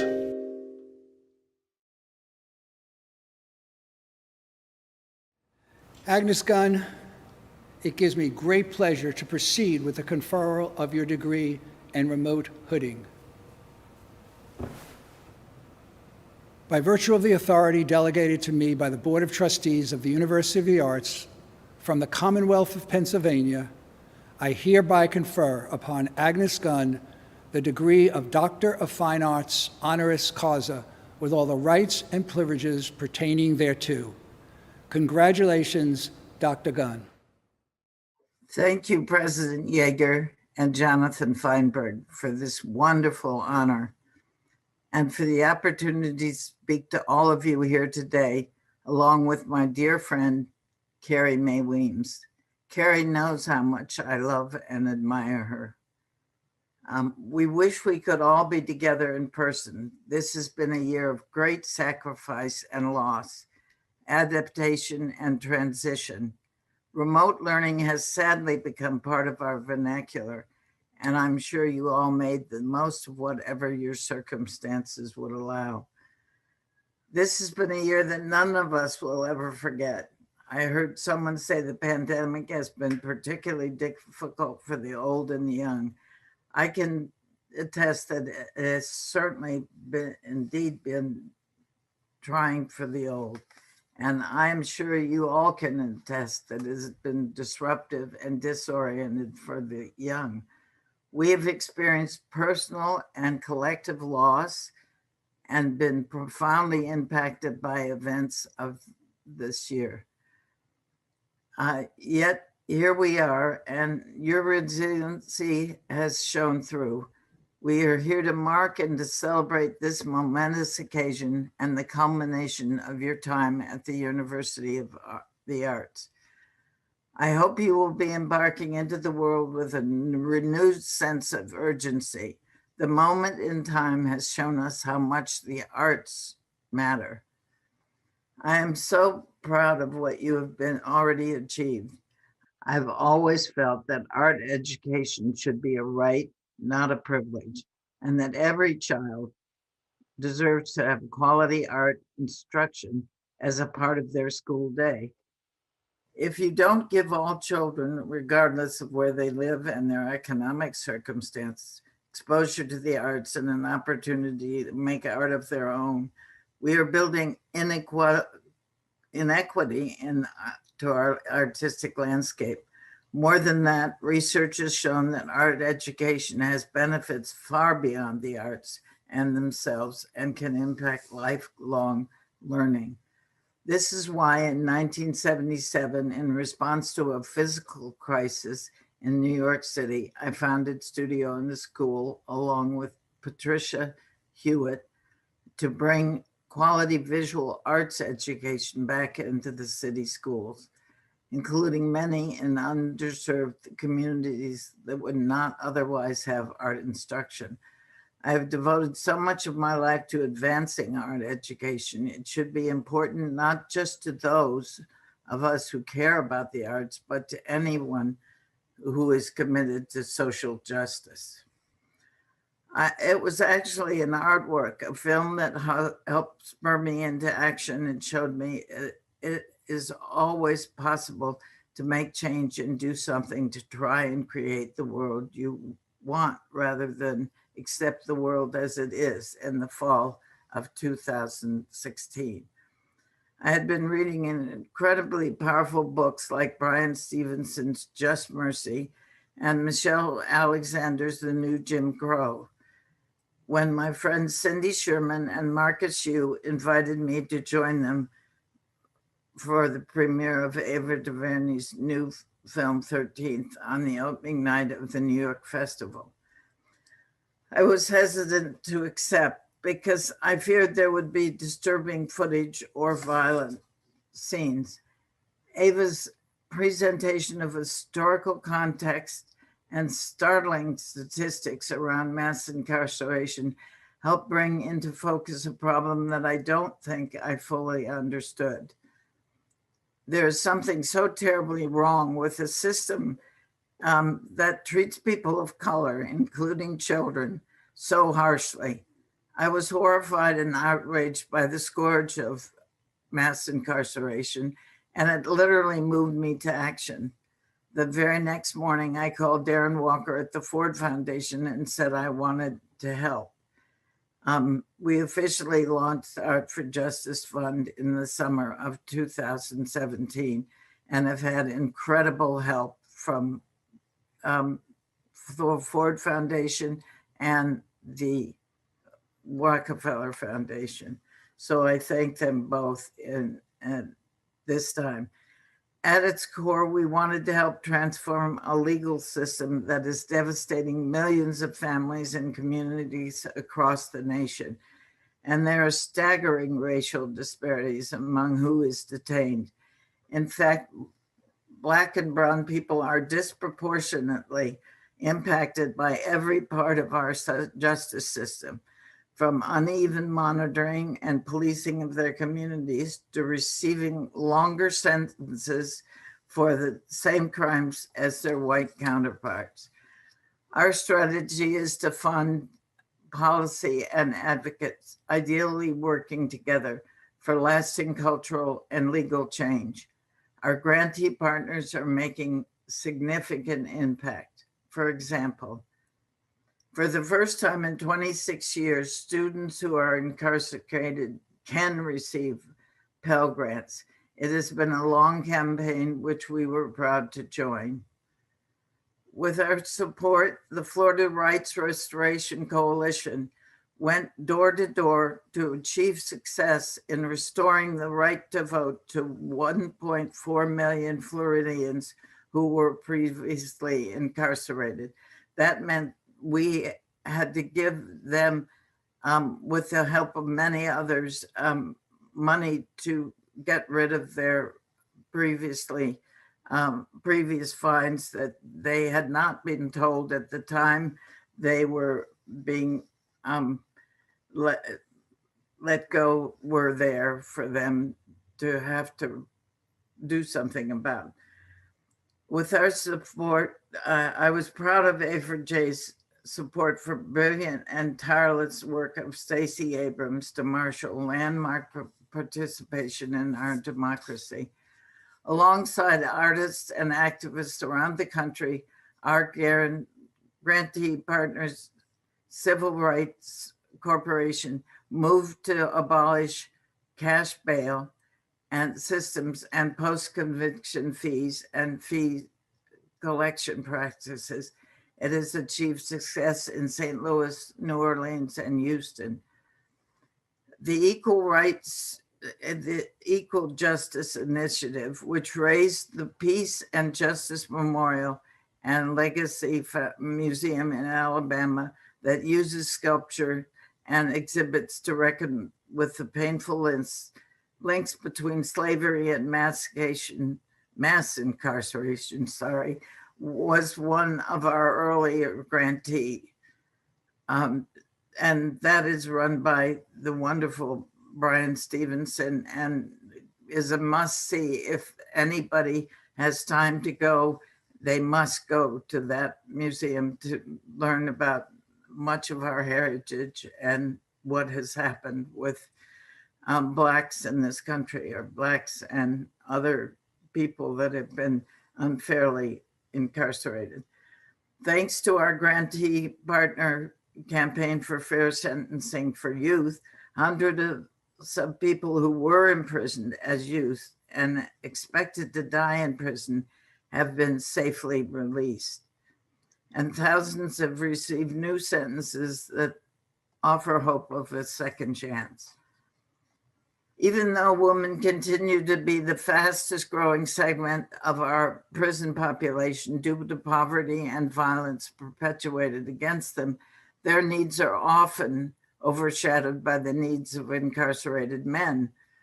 Susan Burton, a national champion for women and the founder of A New Way of Life, is working to change this.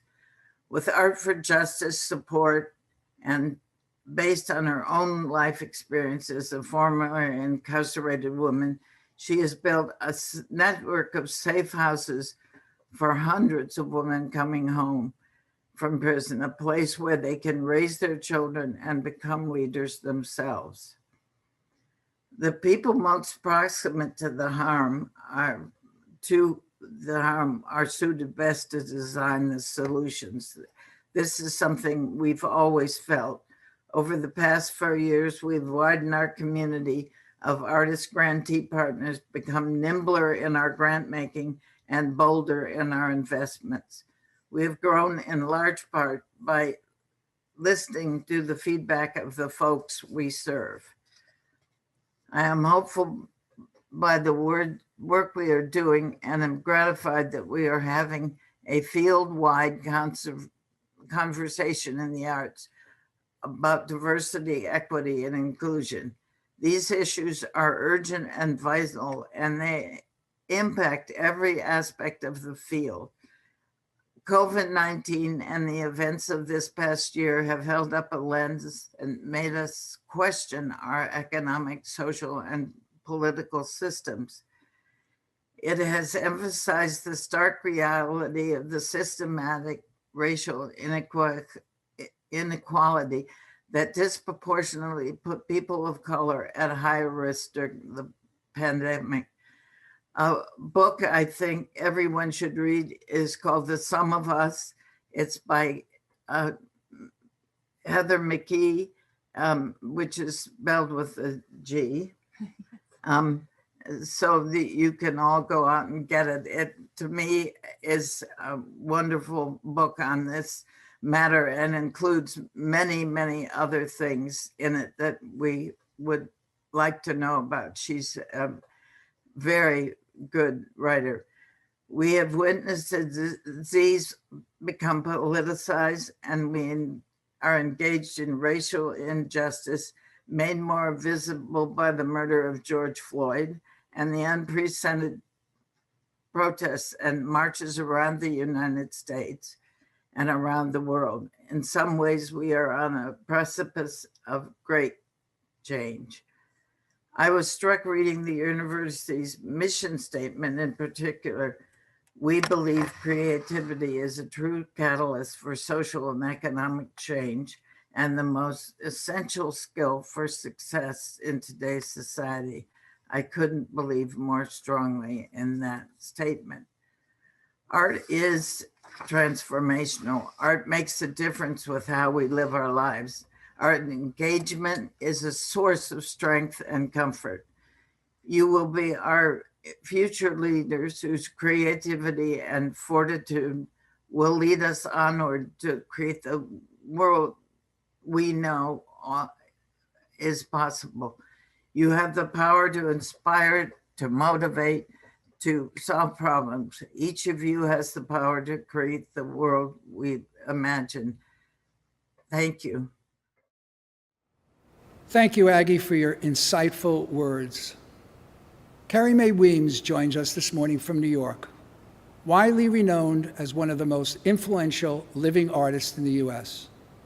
Ms. Weems examines how our society structures power through deeply embedded stories, images, and ideas. Among many other honors, Ms. Weems is a recipient of a MacArthur Fellowship and was the first Black woman to have a retrospective at the Solomon R. Guggenheim Museum in New York. In addition, Weems has exhibited at the Metropolitan Museum of Art, the National Gallery of Art, the Tate Modern, the Walker Art Center, the Whitney Museum of American Art, and many other institutions. We also had the pleasure of working with Carrie over the past year to bring her public art project titled Resist COVID Take 6 to our campus. The project aimed to educate and enlighten our community and the city of Philadelphia on the disproportionate impact of COVID on Black, Latinx, and Native American communities. Let's learn a bit more about Carrie. Take a look.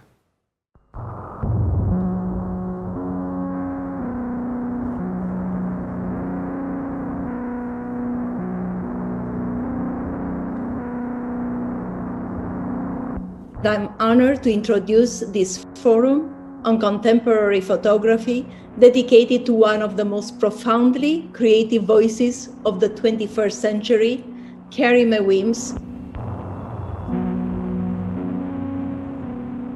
For the past 4 decades, the artist Carrie Mae Weems has been looking at the historical complexities of race, of cultural identity, and also the consequences of unchecked power. The numbers tell the story. She was 25. He was a father, He was 22. a brother. She was 31. 37. She was 28. She was a mother, was 36. He was 25. a wife. She was 34. If our audience can leave with a sense of question, that they have really engaged with something deep for themselves, and that they know that it's serious, but there's still some glimmer.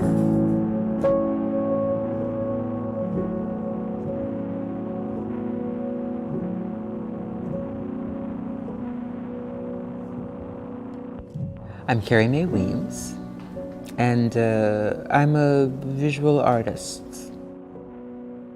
I make photographs, I make films, I write. I thought that I was going to be many things, but photography really stuck, and I think that it's a way of sort of imagining and constructing the world that interests me very much through this particular lens.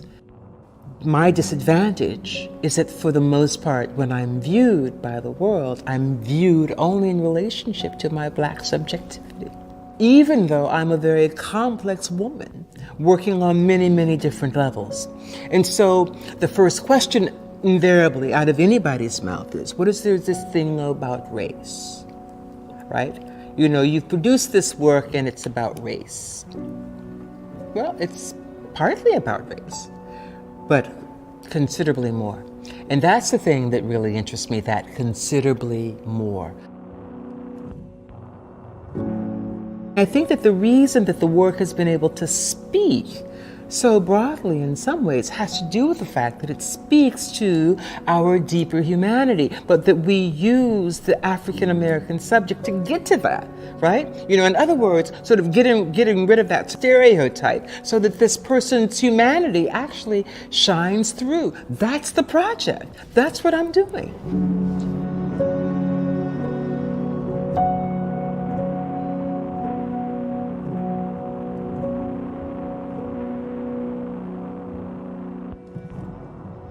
As an artist, I simply know that I need to make something, that I need to realize something, grapple with something, and allow the work to be what it is, and allowing the meaning to emerge as it emerges. And maybe 5 years from now, I'll see something really in the work that I really didn't know that I was after. I mean, for instance, it took me really many, many years to realize that I was actually involved in the art of performance. So there's a great deal that the work actually has to teach you.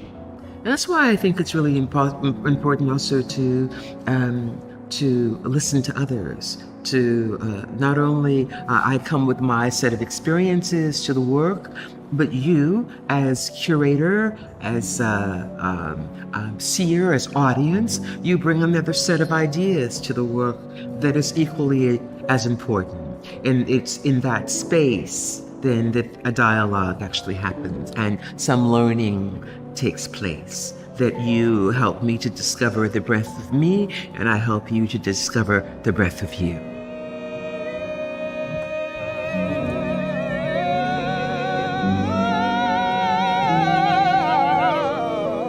I'm deeply aware of the stress, the stress that's put on our community, the stress that's put on Black women, the stress that's put on Black men. I mean, it's not a play. It's really this battle. War now 06.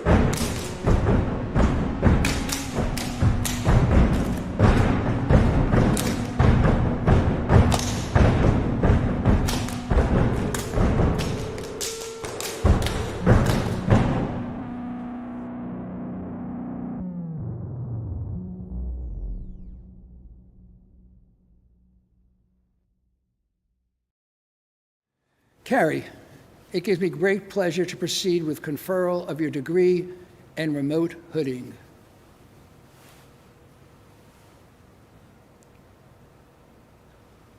By virtue of the authority delegated to me by the Board of Trustees of the University of the Arts from the Commonwealth of Pennsylvania, I hereby confer upon Carrie Mae Weems the degree of Doctor of Fine Arts, honoris causa, with all the rights and privileges pertaining thereto.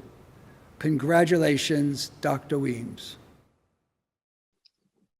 I'm deeply honored to be here with you today, to be here at the University of the Arts, celebrating commencement 2021.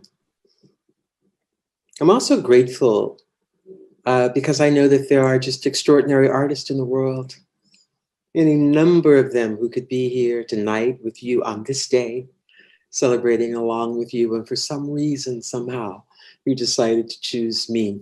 Why, I don't know, but I am deeply grateful.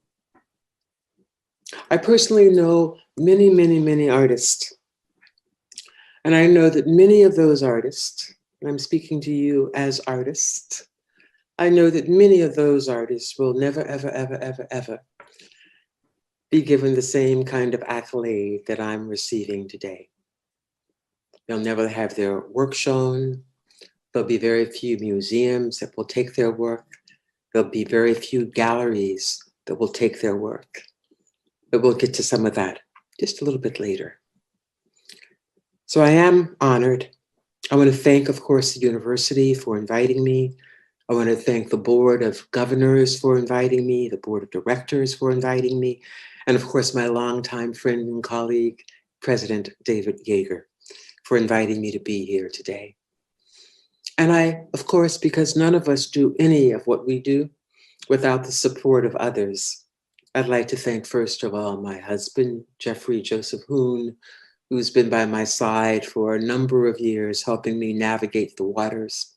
My daughter, Faith, my aunt and uncle, Nell and Emmett Boone, for graciously giving me the space to become the artist that I am today. I could not be here, really, without their support, and I really do mean that. By our very nature, and by your very nature, you young artists sitting out there, by your very nature, you are expressive. You've centered your life on the emotional appeal.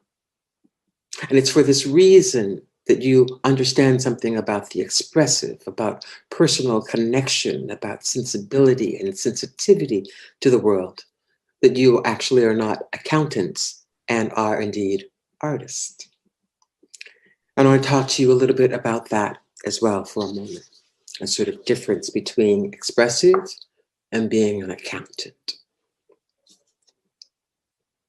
Something that we should know as artists, something that we should be aware of, and that we shouldn't lose sight of because it's important. Regardless of who you are, regardless of where you come from, you are impacted by the system of art that exists around you. There's no doubt about it, and it will come back to haunt you again and again and again, some form or fashion. So I want to talk to you just a little bit about some facts that we should be aware of as you move into the world, move out into the world as artists. Of all of the solo exhibitions, for instance, given in 2007 by the Whitney Museum of American Art, 29% of them were women. In the year 2000, the Guggenheim had a number of solo exhibitions, but 0% of them actually went to women. In 2014, I became the first African-American, not African-American woman, but the first African-American to be given a solo exhibition at the Guggenheim Museum of New York City. That was 2014. In 2004, the Great Museum, one of my favorites, the Museum of Modern Art, reinstalled its permanent collection of over 410 works. Out of the 410 works on display, 16 of them were women. Not 16%, but 16 of them were women. Of course, there were even fewer people of color shown in that reinstall by one of our great museums. We also know that there's a huge disparity in the ways in which the work of women, the work of people of color, has been historically valued. We can look at auctions and they tell us sort of profound information about how the work is actually viewed and how it's understood and also how it's valued. And often the distance between what a woman might receive, a person of color might receive in terms of compensation for their work, it's not in the thousands, but it's in the millions, and sometimes in the hundreds of millions. For instance, at auction, the highest price ever paid for a living woman artist is $7 million. The highest price paid in around 2016, 17 for a man, living man, was $58 million. The most ever paid for the work by a deceased woman is $44 million. That was Georgia O'Keeffe. And $142 million for Francis Bacon. That's a difference of $100 million, actually, a little bit more than that. Georgia O'Keeffe said, you know, a lot of the men put me down and they say that I'm one of the better women painters. But she said, I think I'm actually one of the better painters. The highest price paid for the work of a woman, a female artist now, is $11 million, and that went for Joan Mitchell's Untitled in 1960 work. At the Royal Auction price, the highest price paid for a man, at least in this period of time, was for Picasso, and that was $179 million. So we're talking about real difference in the ways in which work is valued, the way in which work is understood, the way in which work is appreciated, and things are changing. There's no doubt about that, but they're not changing yet that fast and that significantly, and it's something that you simply need to be aware of as artists as you move out into the world. What can you expect from the system in which you are going to be negotiating as you move through in your life? And even as you know this, and even as you know that it's difficult being an artist, that really you didn't really enter the game really to make a whole lot of money. Maybe some of you did, most of you didn't. Most of you didn't understand that, didn't want that for yourselves. You wanted something else for yourself. But even knowing this, We've now entered this sort of remarkable and unprecedented situation within this country. And we know that in the next few years, we thought that it was going to be around 2022 or so, 2025, that this great country, that the vast majority of this country is moving from a majority minority to a majority minority country, moving from white to black and varying shades of brown, that people of color will be the majority of people in this country. And of course, the battle around democracy at this moment has a great deal to do with this extraordinary shift in the demographics that are taking place in the country. I first heard about this vast demographic shift in 1984 from the president of Bank of America, who gave the commencement address at San Francisco State College. Now, everybody, of course, is completely aware that this demographic shift is happening in every institution, university, corporation, gallery, museum. All of our institutions are paying heavy attention to this changing demographic and what it means. Between this fact and the new tools of social media, from internet to Snapchat and Instagram and beyond, on all of these platforms, we really have entered an unprecedented time, something never seen quite before like this in the United States of America.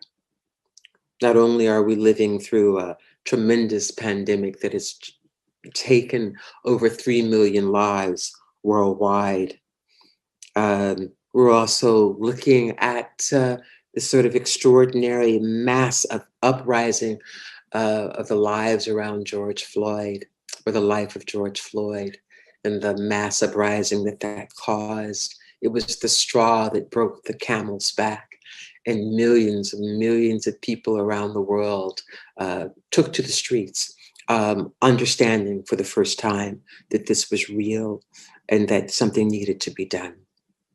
We're also looking, of course, at the extreme rise of the right and their forces and their threat to democracy. We saw that on January 6th in the storming of the Capitol.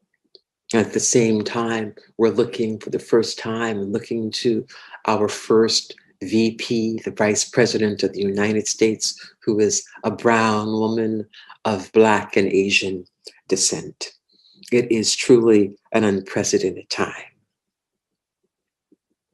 And so now, then, this comes to you. What does this profound moment and all of these effects, this shift, have to do with you? And how will you, as artists, as thinkers and makers, respond to this personally, politically, artistically, politically? As artists and thinkers, you're going to be responding to these shifting sands.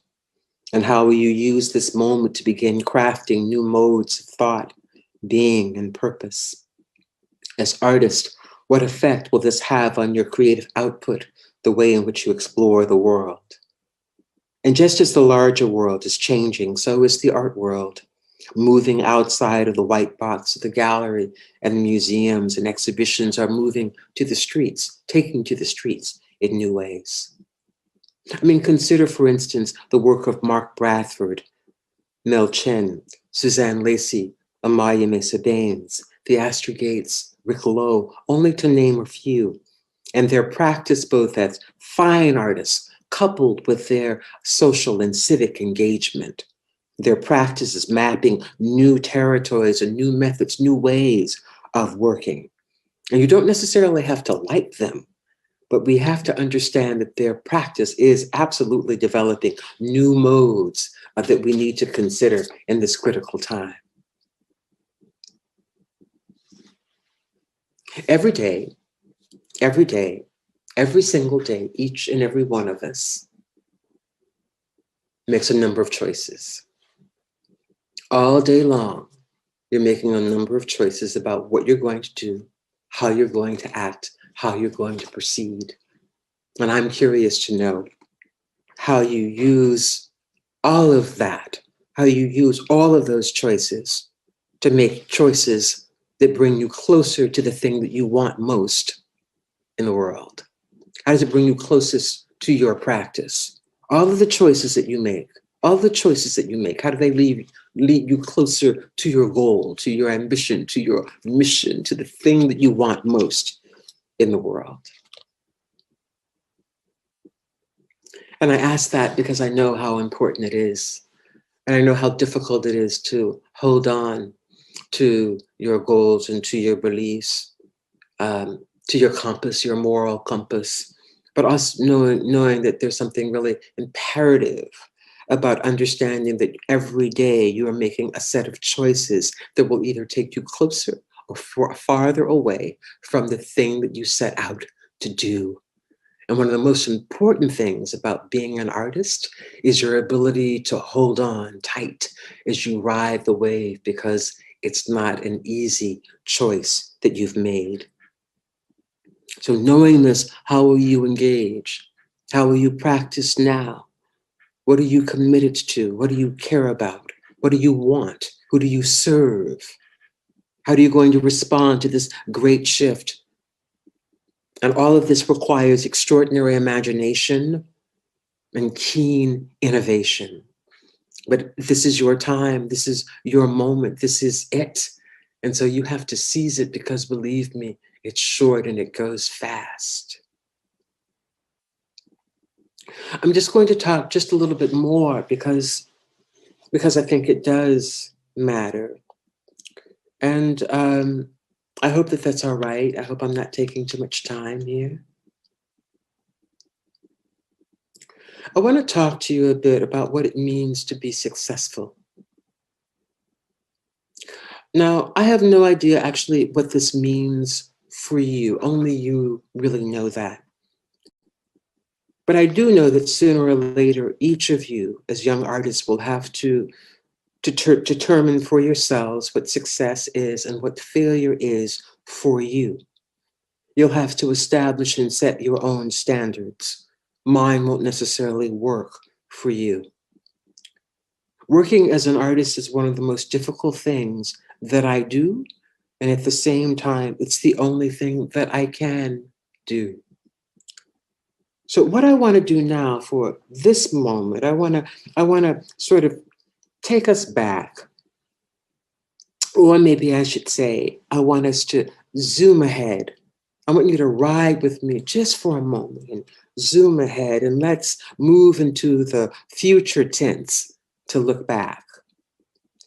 You are now, let's say, in your 30s, past perfect, future tense. Of all of the possibilities, you alone held probable cause and turned to the world of art, seeking an answer to this one question: who will control your production? Who will control your energy, your time, and your life? Will it be you or some other force? I ask this question because what good is there if the world is all knowledge and there's no mystery, there's no wisdom, and there's no mercy? Answering this question of who will control you and your production, becomes your obsession, your preoccupation, your driving force, the hound dog on your tail.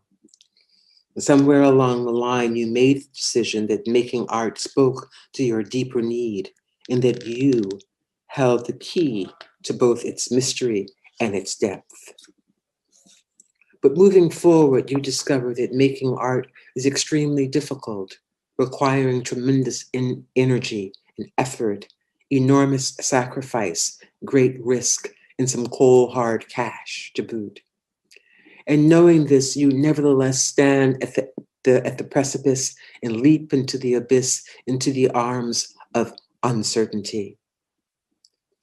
Open and alert, you respond sensitively to the world around you, and it causes you a great deal of pain and tremendous trepidation. But of course, these are the natural byproducts of living a closely examined life. You work and you work and you work, and you're determined to wrestle this thing called art to the ground, commanding it and getting on top of those materials is your thing. But your vision is not yet formed. Your work does not yet bear your distinctive mark, your unique hand, your DNA. Providence for the moment seems to have left you high and dry. And in your despair, you toss and turn, crying yourself to sleep night after night, endlessly doubting your ability, and feeling at times like a motherless child. Searching high and low for your own voice, your own expressive utterance, you lead yourself down paths that dissipate. You seek answers in forbidden places, in empty lots, vacant spaces. Landing in that ageless labyrinth, you stumble past trick mirrors and smoke-filled bottles. Reality bent towards destruction and distortion are confused, it's confused and fuzzy. And you begin to imagine that all the world is conspiring against you. Bad luck, black cat bone, mojo hand. Born under a bad side, or born under a bad sign. And it can be tough. And yet and still you pursue this thing. You pursue this art because it gives you no rest. That expressive utterance is key to who you are. And determined to make a way out of no way, you rise every day and you hit it back to the studio. Art is a demanding thing, a demanding mistress. And work at times appears to be your only friend. And sometimes it seems to turn its back on you too. That being in the studio, that thirst, that hunger, that drive to make, to be, it's an extraordinary thing, pulling on all yourself to do this thing, to express yourself through the form of practice that you've chosen as an artist. Some of you, overwhelmed by the fight and exhausted, hang back, and then you drop out. Some of you with no apparent effort on your part, you meet Lady Luck, and you sail on into the sunset, a silver lining shrouding you, your guardian angel, providing a halo over your head, and success seems to just welcome you with open arms, no matter what you do. And then for others who are dwelling long and hard, who are making extraordinary work, success seems to elude you, dodges you, avoids all of your effort. There are no gallery shows, no museum exhibitions, no publications, little recognition, and everything seems to be slipping away as you try to hold on to that thing that you felt as though you were born to do. But in your spare time, between sleep, family, husband, wife, lover, friend, companion, you somehow continue to work sometimes. But your work and your effort, misunderstood, exacts a heavy toll, and you pay a heavy price. Flat broke. Your parents think that now you're a loser. You're freeloading. They've thrown money down the drain by sending you to college for visual arts in the first place, throwing good money after bad. The kids now consider you a bad father or a worse mother, and your mother says, "Child, get a job." But in the midst of the storm, you stood your ground somehow.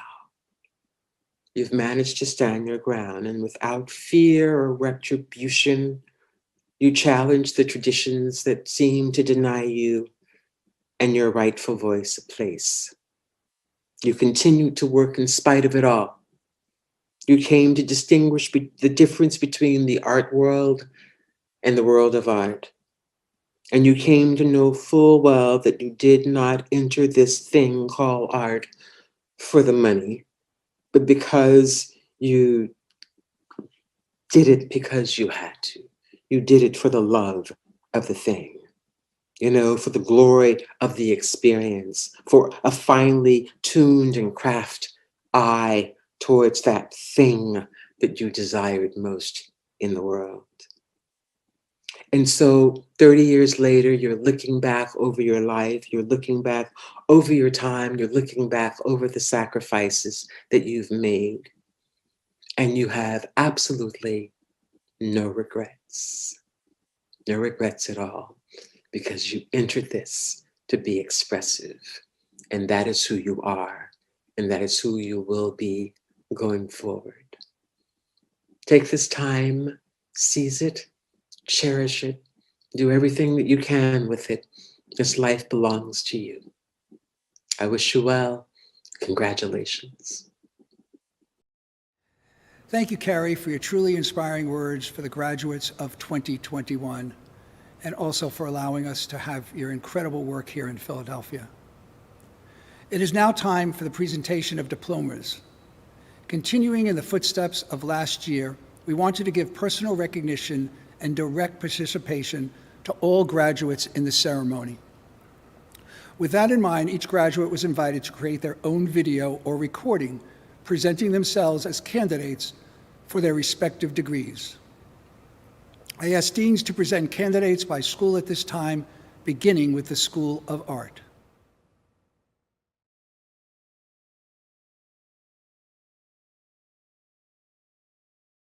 Mr. President, Mr. Chairman, as Dean of the School of Art, I present to you the candidates for the degrees of Bachelor of Fine Arts and Master of Fine Arts in Studio Art, and I certify that they have successfully completed the requirements of the degrees they seek. Thank you. Mark Addison. Isabel Ashley, cum laude. Now, which way is that supposed to go? Congratulations, class 2021. I'm Elizabeth Bailey. Brianna Bansher. Aaron Bergman. Hannah Bohr, BFA in photography.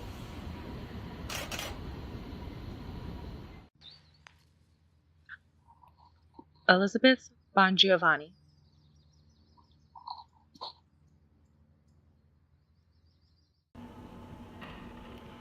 Devin Bose. Congrats, class of 2021. We made it. We are Nairi Boyajian, don't get it twisted. Alexis Britton, BFA in photography. Albany Brown. Hi, my name is Tiara Bryant from the Fine Arts Department, majoring in painting and a minor in art therapy. Elizabeth Buck. Daniela Cassetta, Fine Arts with a concentration in painting and a minor in art education. Hi, I'm Tim Nanchen, Material Studies.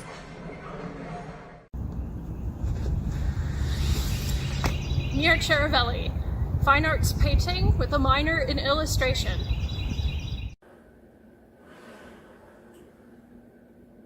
Joe DeFilippis. Emily Ernst.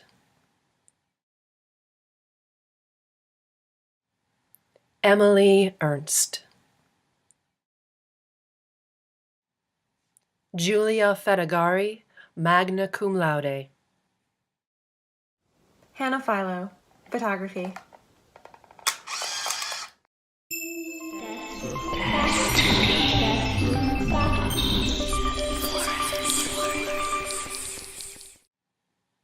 Leah Gingrich. Sarah Graff, photography. Emily Gurdon. Samantha Gualteri, glass major, illustration minor, class of 2021.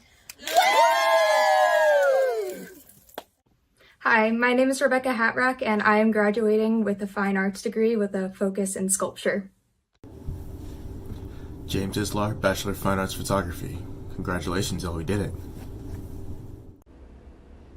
Basha Ryan Jones, Fibers and Textiles. Cameron King. Jana Kaylee Kirk with a major in fine arts and a concentration in both painting and drawing. Congratulations, everybody. I am so, so proud of us all. Lucia Claren, major in photography, minors in art history and business. Lindsay Kowalczyk, BFA in photography. Kevin Lee. Madison Mayhew.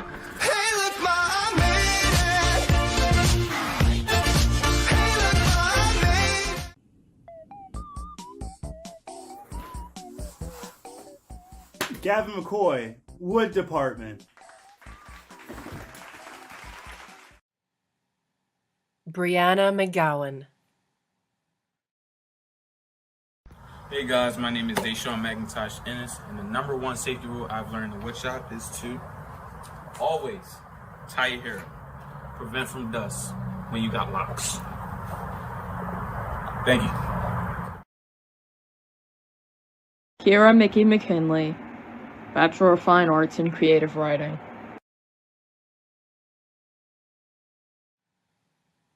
Dakota Messer. Laura Miller. Juliet Miller. Midori Mara, Photography. I'm Ellie Mullins. I graduated with a BFA in Crafts and Materials Studies. Woo! Woo! Thomas Mulvey. Yasersky, Malik Murray, Photography, Class of 2021. Barry Pellerino, Fine Arts Photography. Akira Reinhardt, Photo Major. Nathan Resnick.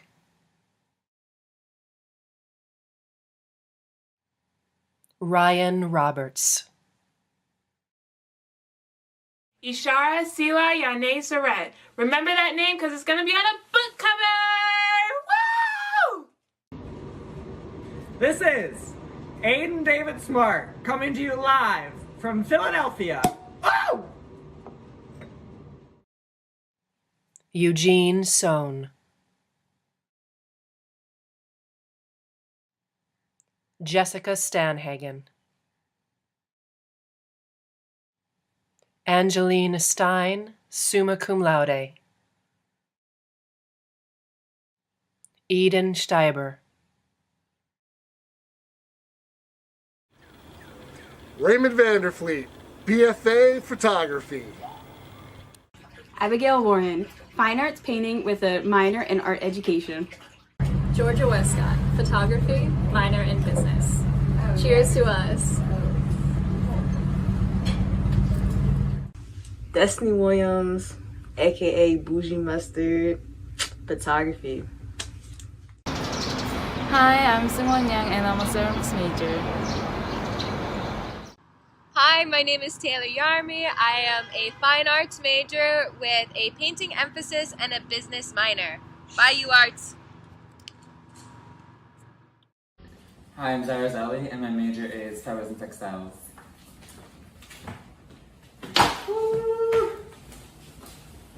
This is Jen Zoflik, receiving the Bachelor's of the Fine Arts in Photography, Class of 2021. Woo! Abe Zuvarev.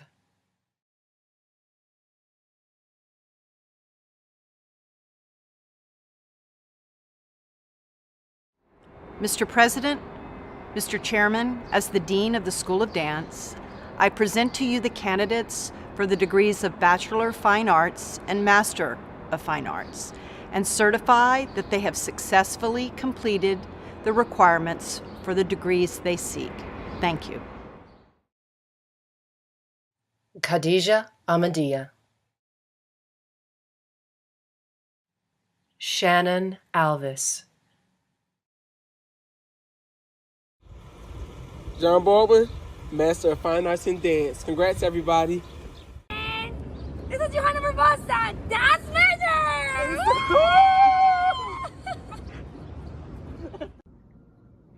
Emily Bernard, School of Dance. Congratulations, everyone!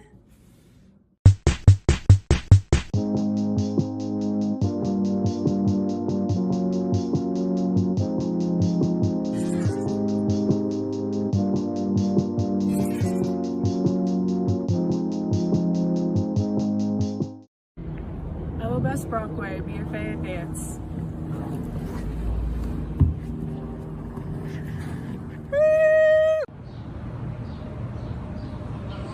Dominic Brown, School of Dance. All them pictures is my sons, but who's the daddy? I graduate with honors. I ball Nate O'Connor. I did a freestyle, then I got a shout out from Obama. Maddie Brown, BFA in I Dance. Taylor Brown, BFA in Dance. Congrats, everybody. Leslie Renee Bunkley. Jordan Burse. Cara Canella. Miranda Caparelli, magna cum laude. Genesis Castaneda, summa cum laude. Melanie Castro, dance major, class of 2021.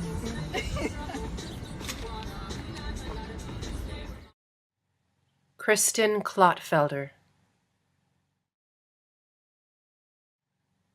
Margaret Cooney, summa cum laude.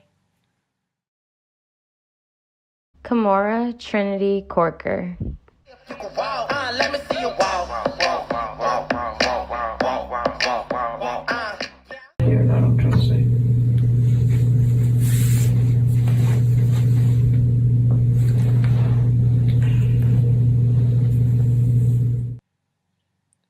Brianna Daniels.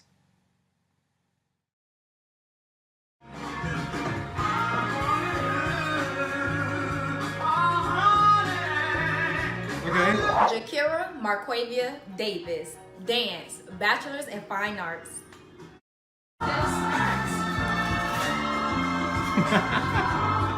Katie Rose Davis, BFA Dance, class of 2021.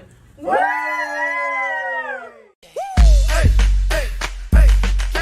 Anna Edwards, dance major, class of 2021. Brittany Angle Adams.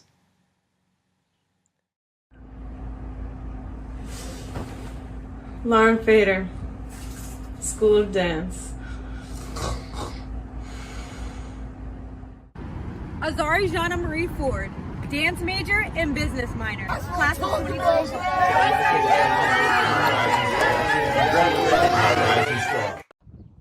Offset Tamana Fuller. Woo, woo, woo!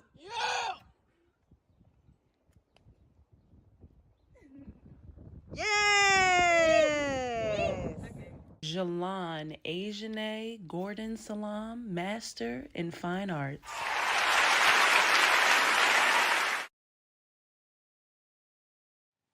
Neva Guido, summa cum laude.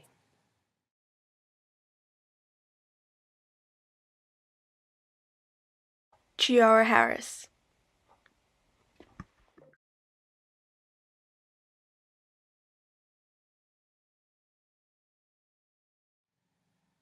Chloe Helt, summa cum laude. Monica Hill. Hey y'all, my name is Ray Holtzman and I'm graduating with the class of 2021 as a dance major. Let's go, we did it guys! Woo!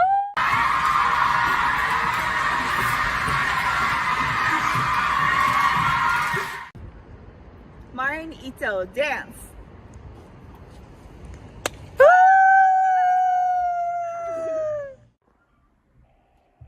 Dennis Gary Wayne Jeter II, Masters in Dance. Hey y'all, I'm Jacinda Johnson. I just want to give a shout out to the class of 2021. Y'all, we did it. Now let's run it up.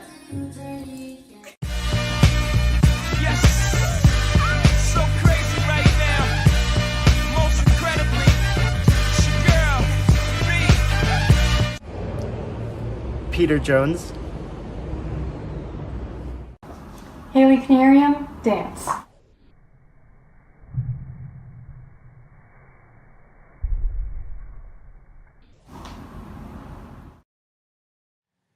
Maya Laparolari, summa cum laude. Elizabeth Lesky, cum laude.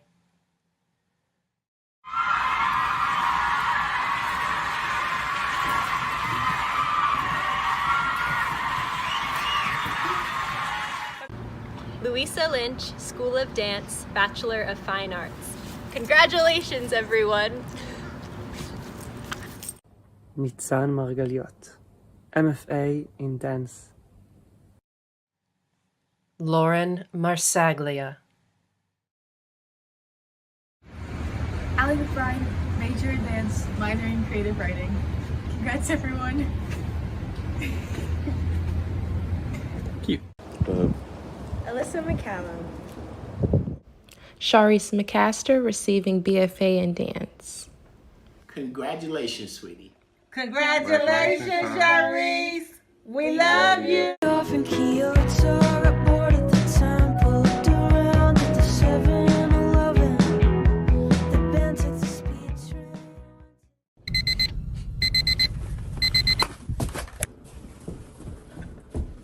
Nathan McNutt Jr., dance major, MBET minor. 2021, let's get it.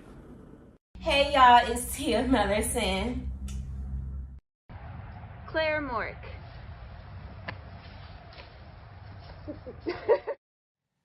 Emma Mulvey Welsh. Aaliyah Nellums, dance major. Rika Okamoto. Taya Owens, dance with a minor in business. I'm the best thing that never happened. Lewis Pearson. Hola, Chachi Perez, dance major, class of 2021. Hey! Mick Phillips.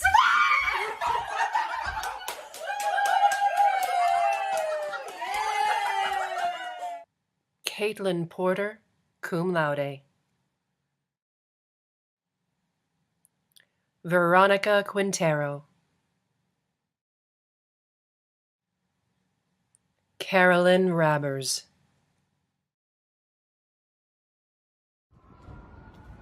Jennifer Rivera, Bachelor's of Fine Arts in Dance, class of 2021.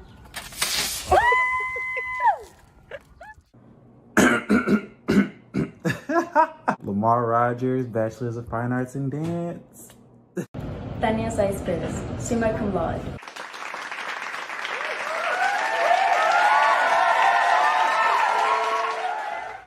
Marcel Santiago Marcelino, BFA in Dance.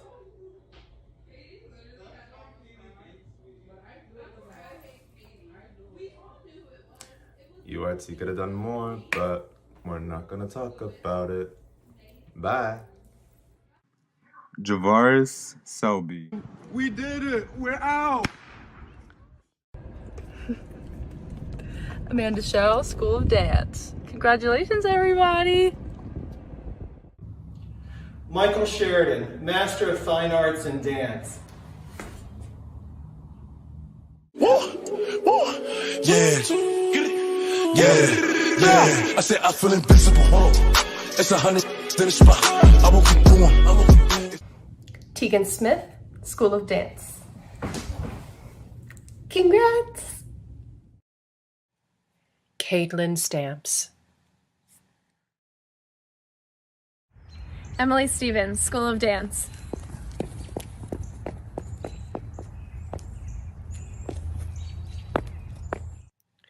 Pedro Suarez. Hey, my name is Lindsay Imani Tillman, and I am graduating with my BFA in Dance. Go class of 2021. Stay with me.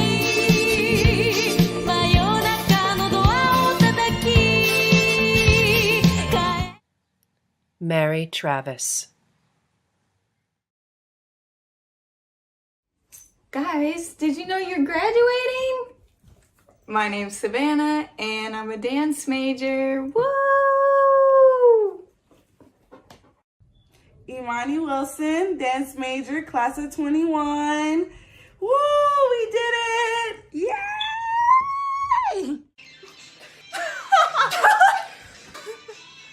Natasha Walkwitz, dance. Stop. I ain't ready yet. Wait, let me fix my hair. Yes.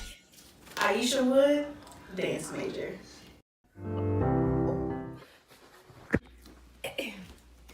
Nadia Young, dance major, business minor. Yeah! Woo!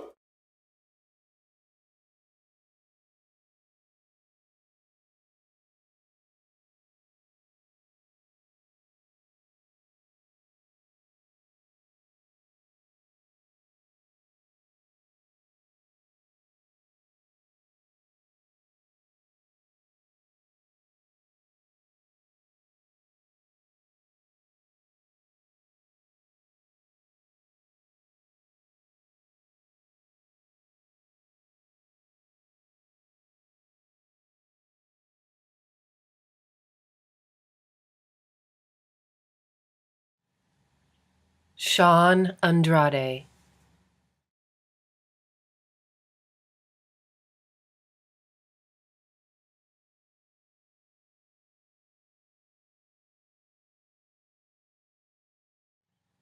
Brianna Bender, magna cum laude. Shelby Bergstresser.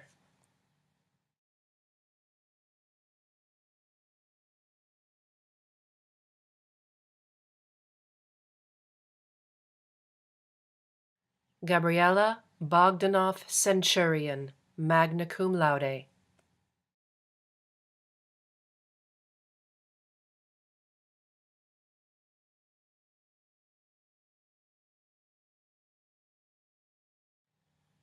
Maria Braswell. Peter Boussard, summa cum laude. Melissa Castillo.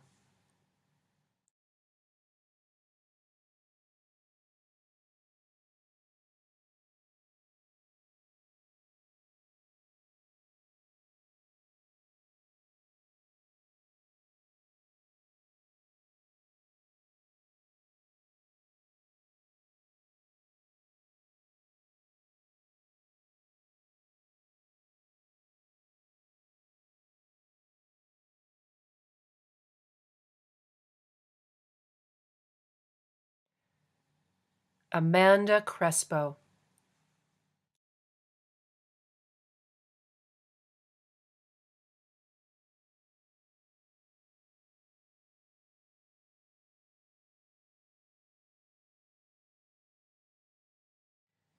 Mia D'Alessandro.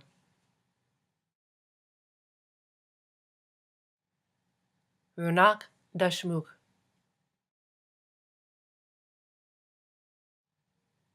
Chase Doherty.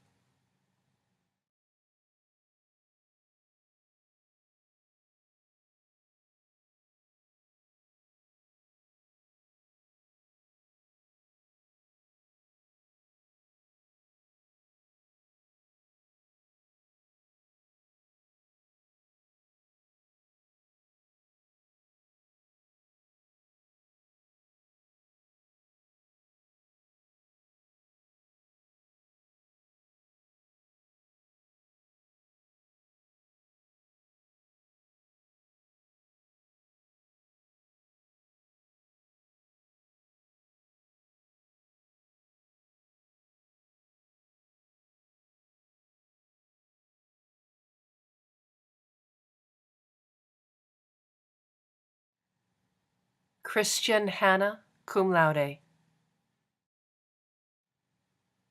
Zinzi Harley.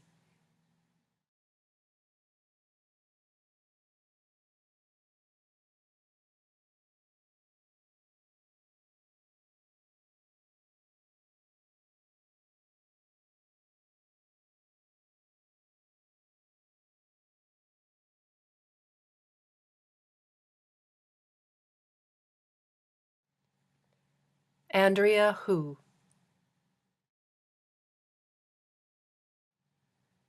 Nashay Jones.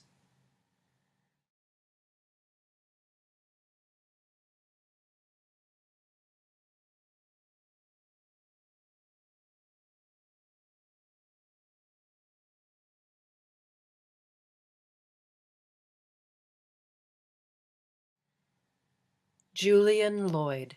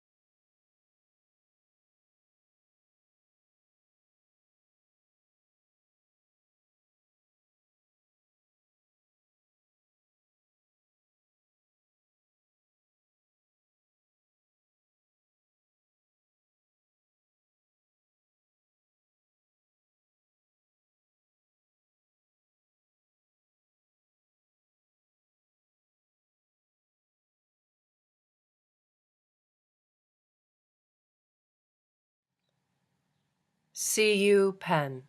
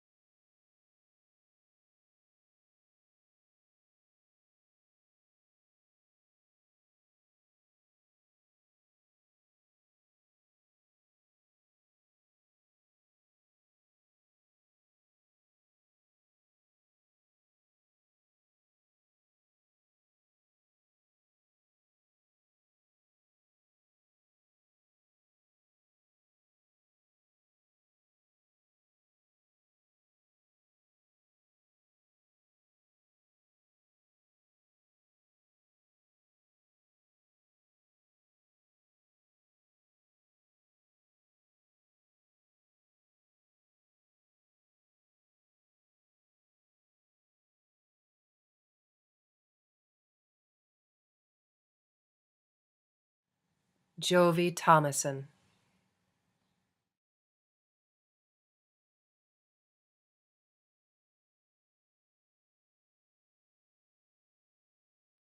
Benjamin Thompson, cum laude. Hector Torres. Kyle Valdez, magna cum laude.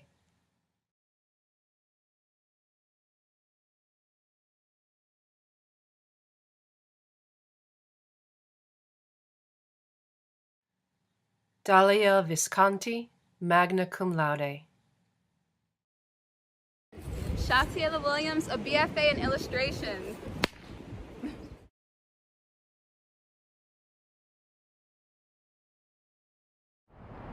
Mr. President, Mr. Chairman, as Dean of the School of Film, I present to you the candidates for the degree of Bachelor of Fine Arts and certify that they have successfully completed the requirements of the degree they seek. Thank you. Hello, I'm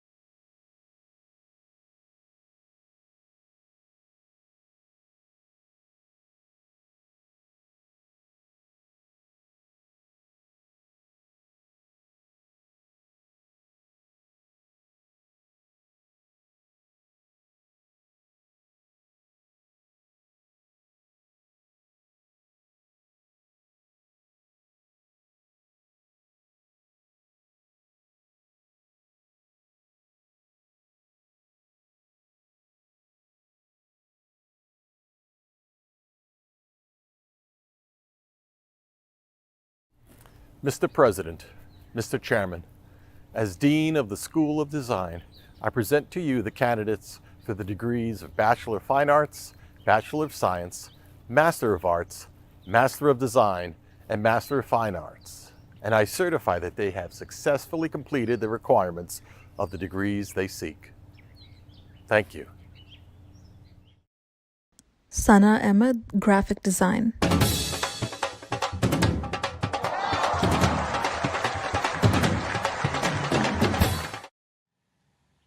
Sean Andrade. Chaya Arabia.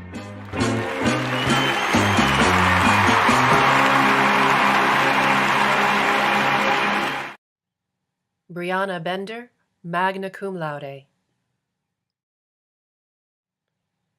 Shelby Bergstresser. Congratulations, everybody. Seth Berkowitz, Museum Studies. Gabriella Bogdanov Centurion, magna cum laude. Sarah Boline. Congratulations to the class of 2021. Cheers. Maria Braswell. Peter Boussard, summa cum laude. Melissa Castillo.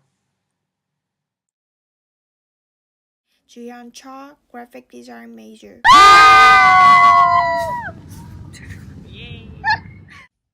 Yang Chen, MDS, Product Design major. I'm from China. Christy Syberry, Graphic Design.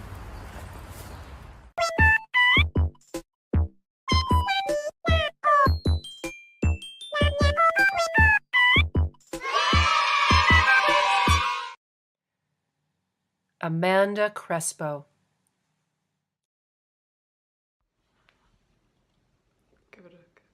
I'm Isabel Kress. I'm an illustration major with a creative writing minor. Woo! Mia D'Alessandro.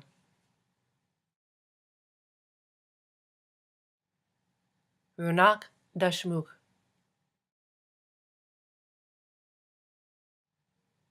Chase Doherty. It looks like you're on fire. I'm Alexis Eusebio Baskerville, and you're watching me graduate.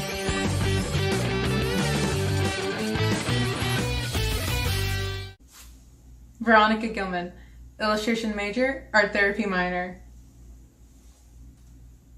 It's gonna be the best day, just wait and see.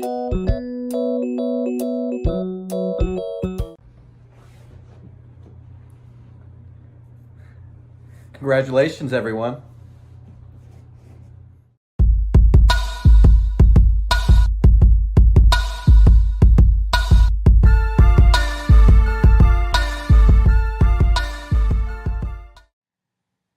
Christian Hannah, cum laude.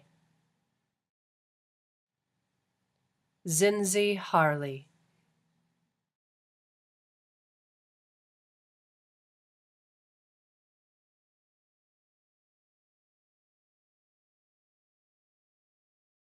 Wendell Hemingway. Julia Hollinger, major in graphic design, minor in painting and drawing. Congratulations. We love you. We love you. Andrea Hu.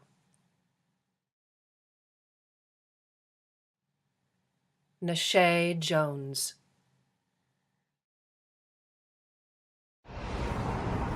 Anastasia Krugova.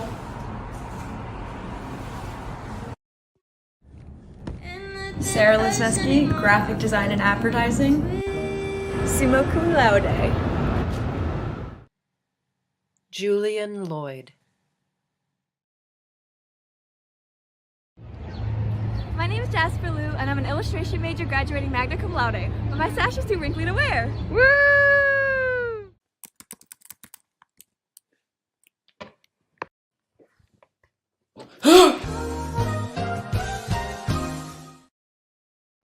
Danielle Marbley, graphic design.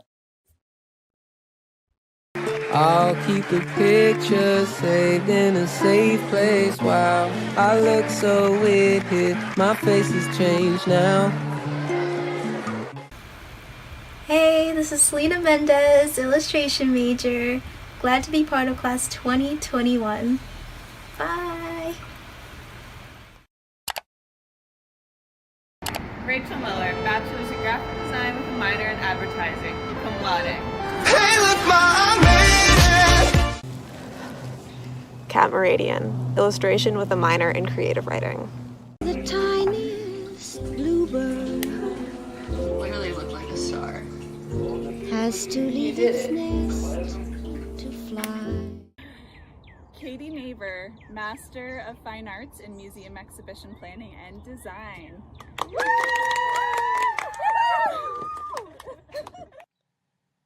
C.U. Penn. Baby girl, you made it, you made it. Oh yeah, you made it, you made it. Kelly Peer, bachelor's in illustration. North โรจน์ยินดีเลิศ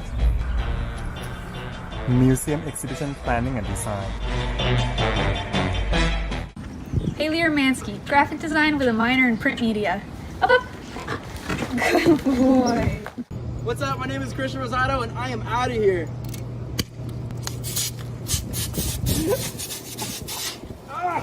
Hey yo, that was lit. Grant Sawyer, Spring 2021, graphic design. I came, I saw, I graduated.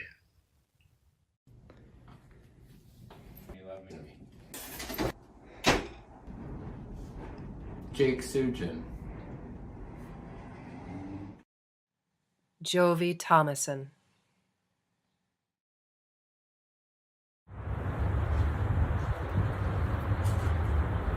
Audrey Thompson, graphic design. Benjamin Thompson, cum laude. Hector Torres. Kyle Valdez, magna cum laude. Hi, my name is Victoria Veltri, and I'm an illustration major. Yay! Dalia Visconti, magna cum laude. Shatiela Williams, a BFA in illustration.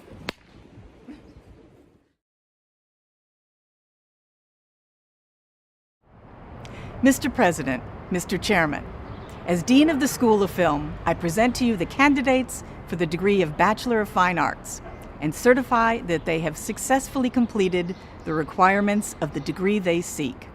Thank you. Hello, I'm Ethan Alvarez, and I'm an animation major. Trash and Proud, Brianna Benozic. Eden Bloss, Game Art, class of 2021. I'm Sarah Brush, animation class of 2021, and I'm graduated! Liam Carroll, cum laude. Jay Chella.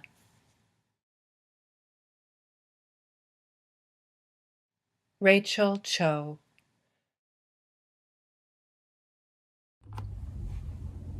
Hi, my name is Jenna Cohen, and I'm the only photo and film media major for the class of 2021.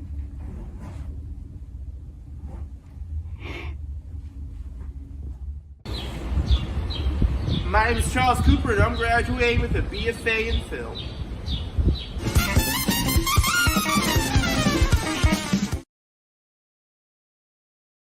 Sharon Colbreth Padula, Bachelor of Fine Arts, Film Design. Thank you for Rebecca DeLucia, aka Felix, for animation. Hi, I'm Jesse Duracco. I'm a film major and screenwriting minor. The team's in the shot. Cut! I'm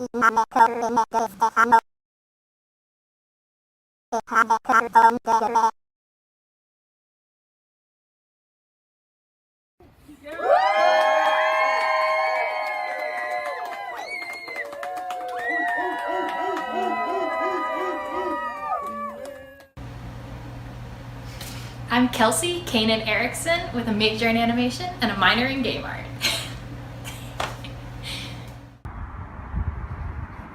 Brooke Everett's film and video. Congratulations! Monica Woohoo! Congratulations! 2021.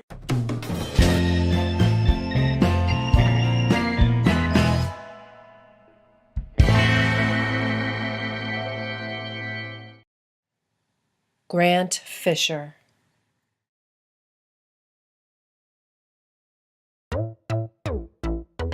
Graduating class of 2021. This was cute, but I'm glad it's done. Hello, my name is Shannon Guerin, animation major, illustration minor. Don't you forget about me. Don't.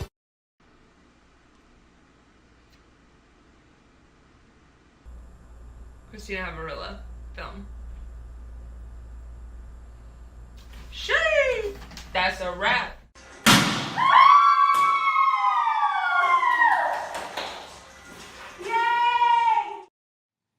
Eben Houston. Philip Krichenko. Class of 2021, let's roll out diners, drive-ins, and dives. Lauren Dorenzo Koob, acting and film. Sabrina Crispell, animation and screenwriting.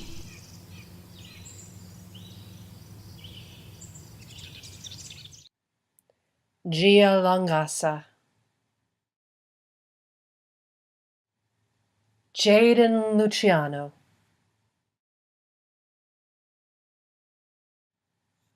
Aaron Lurie.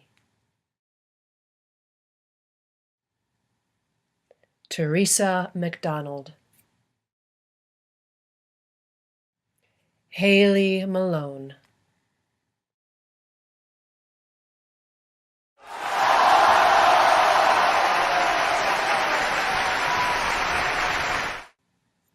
Jaden Mason.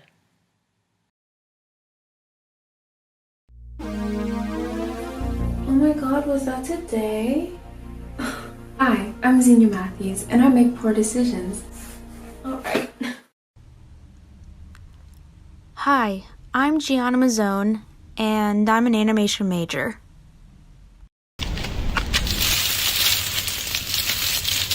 David McFall, film. Trevor McKeon. Ryan McLaughlin. My name is Emily Mejia, and I am graduating today! Woohoo! Got a BFA in film, yay! Okay, bye, love you. Elijah Mosley School of Film. Congratulations, class of 2021. Congratulations! Congratulations! Congratulations! Congratulations! Moses Oliveri, game art. You win! Muyan Pei. Brandon Perez.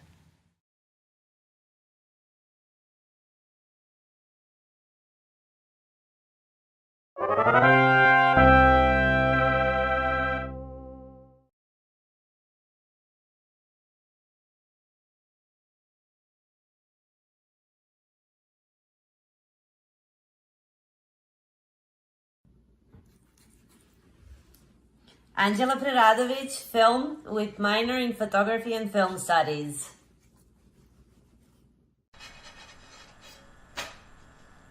Robert Michael Rada, film and video.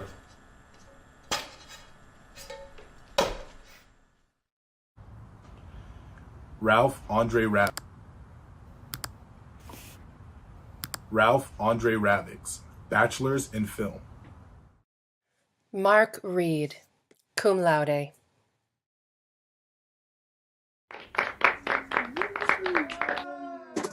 Oh, hey. I'm Sarah Renner. I'm a film major, and I just graduated. Woo! Azalea Rosado.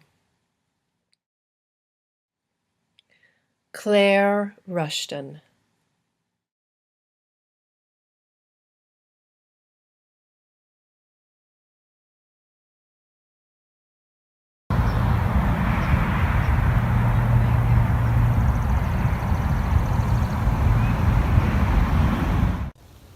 Kathy Shin, Major, Animation, Class of 2021. Travis Swisher, magna cum laude. Hi, my name is Carletta Tucker, and I'm a graduating animation major. I'm Jamin Tucker Price, and I'm an animation major.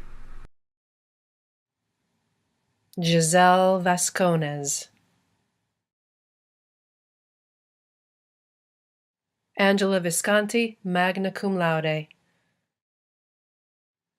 Skylar Watkins, cum laude. Do you think God stays in heaven because he too fears what he's created? Hi, I'm Audrey Zinsky. And I'm graduating.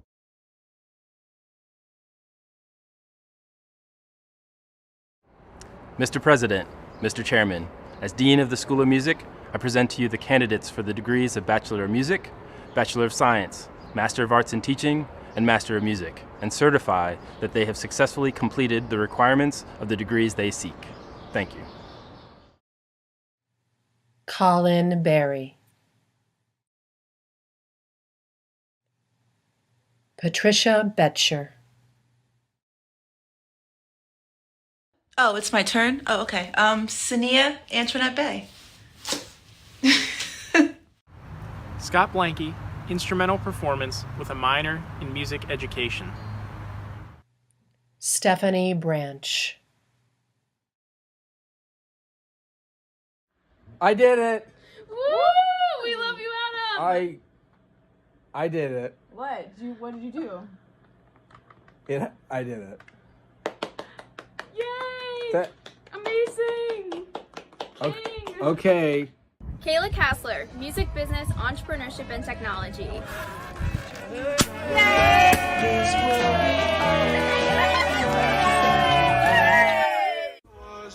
Denise Kason, music business, entrepreneurship, and technology. Yes. Okay. Peter Douglas Statman. Okay. Sage the Freitas.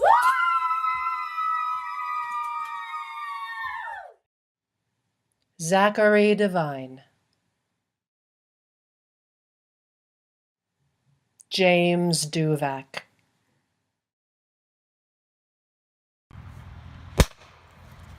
It's class of 2021! Megan Ibrahim, congrats, guys!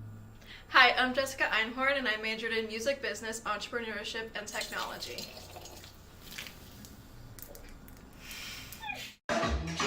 Desmond Gibbons. Matthew Clausen, MBET, class of 2021. Joshua Glover. Morgan Grubb.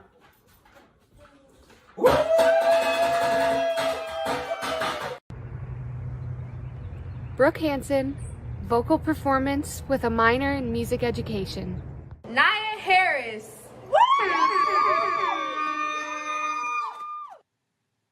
Radrick Hastings. Rin Hearing, music business, entrepreneurship, and technology.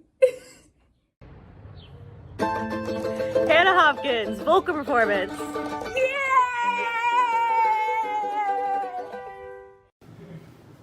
Brett Iannucci, MBET, class of 2021.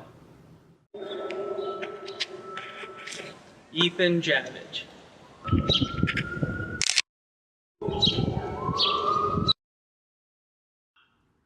Elizabeth Jacopello, MBet.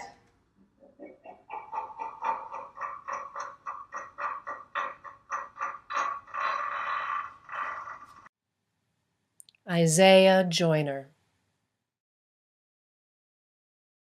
Diamond Ketchens, BA in Vocal Performance with a minor in Music Education. Ralph Krause Pallet, Instrumental Performance, Music Education minor. Congrats, everybody. James Edward Lorowski III, thank you for such an amazing experience.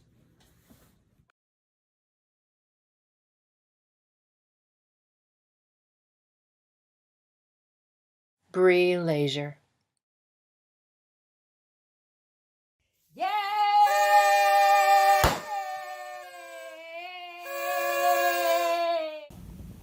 Kate Lord, MBet major, photography minor.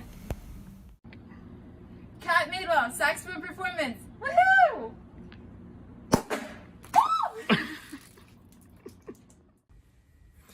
Andrew Malabunga with a bachelor's in vocal performance and a minor in music education. Congratulations, everyone.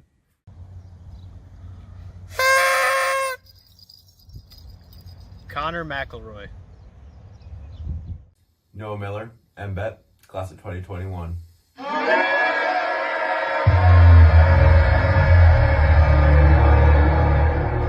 Christopher Mummer, Instrumental Performance with a minor in Music, Business, Entrepreneurship, and Technology.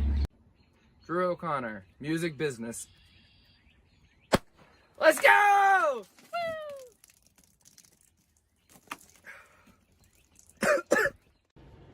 Alex Papatoulis, Instrumental Performance, Bass. Sam Pickard, Music Performance, class of 2021. Randy Louise Pilato, Vocal Performance, minor in Music Ed. Evan Rondinelli, Senior Trumpet Performance major with a minor in Music Education. Danny Salim, Piano Performance major and a Music Business Entertainment and Technology minor. Andrew Santora, class of 2021.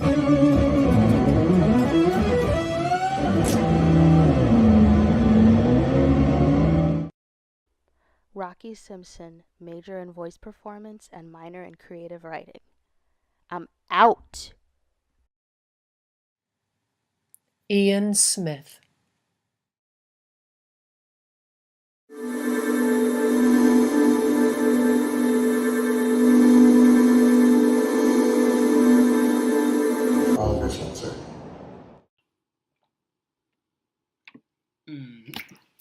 Oh, wow! Hi, my name is Zach Stein. I need to go clean up real quick. Edward James Saw.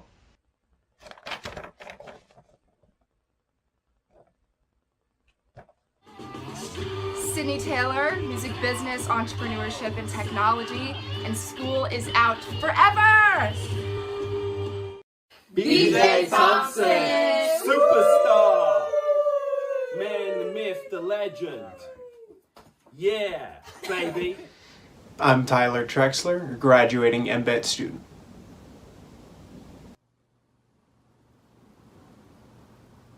Mark Tortola, MBet, class of 2021. Brianna Vaca. McKinley Arrington, Music Business, Entrepreneurship, and Technology.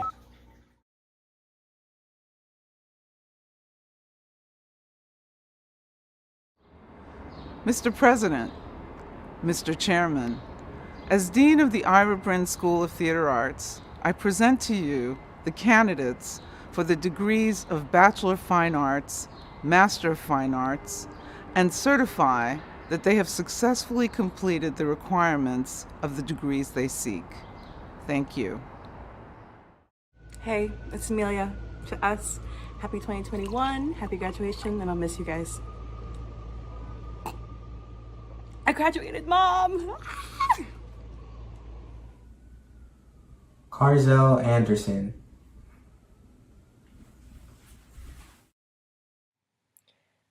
Anna Basile. James Bruinger, Bachelor of Fine Arts from the Ira Brin School of Theater Arts in Directing, Playwriting, and Production. Woo! Catherine Butler. Lydia Madeline Cahall, acting with a minor in musical theater.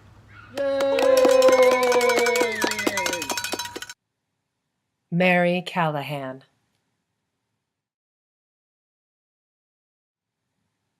Christina Corelli, cum laude.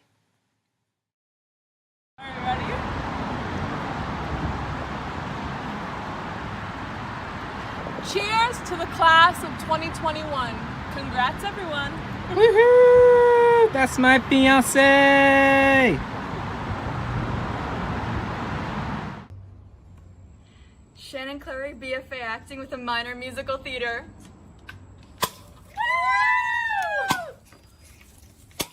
Alexia Correa, musical theater. Cheers!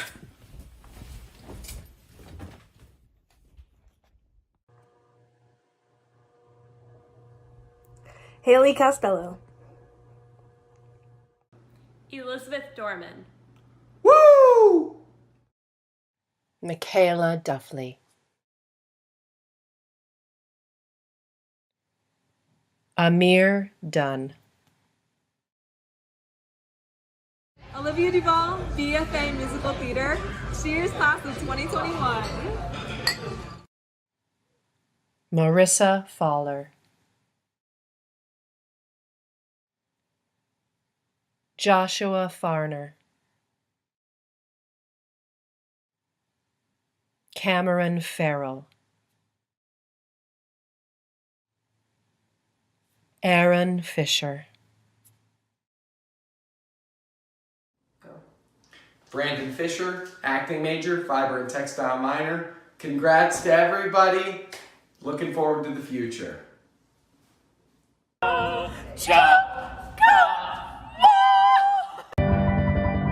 What they said. Giacomo Fizzano.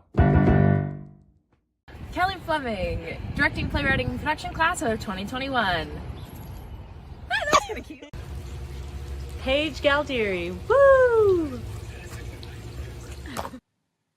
Gracie Gentile, cum laude.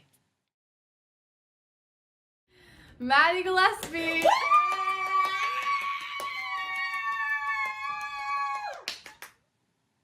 John Giltner.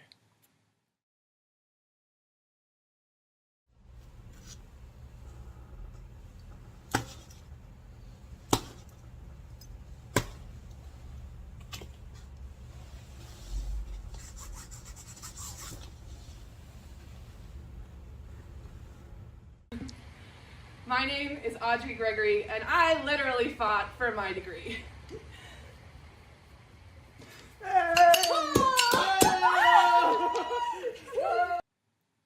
Sohrab Hagverdi. I am Kurt Himmelberger. Congrats to my MFA in devising cohort. We did it! Hannah Hobson.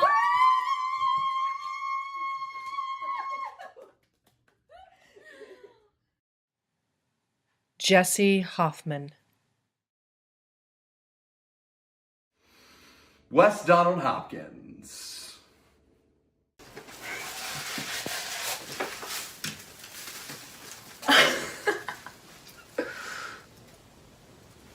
Class of 2021, let's roll out. Diners, drive-ins, and dives. Lauren Dorenzo Koo, acting and film.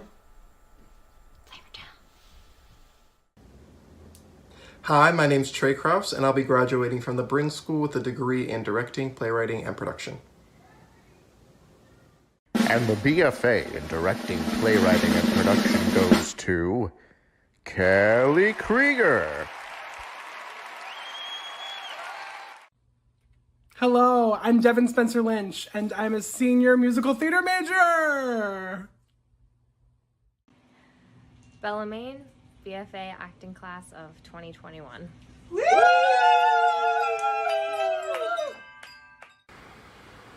Alana Morello Mariani. Mackenzie Mala, cum laude. Hi, my name is Allie Marie Massey, and I'm graduating with a BFA in musical theater. Rodney Murray, BFA Directing, Playwriting, and Production.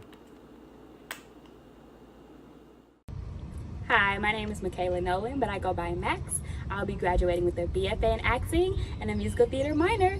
Congratulations, y'all.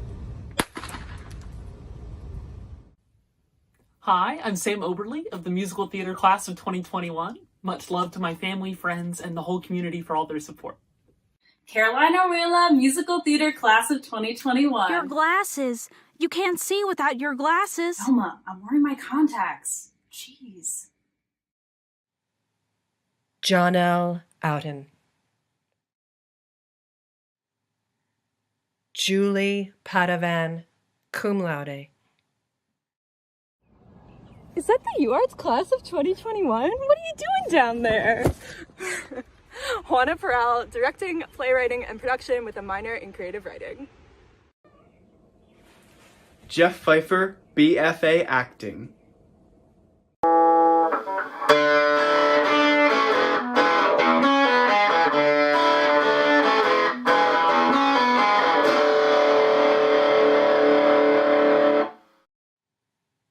Gregory Power, magna cum laude.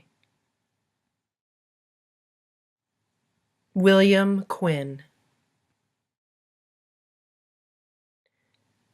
Ian Ritter. Brianna Rivera acting. Take two. Brianna Rivera acting major. Nathan Rothermel.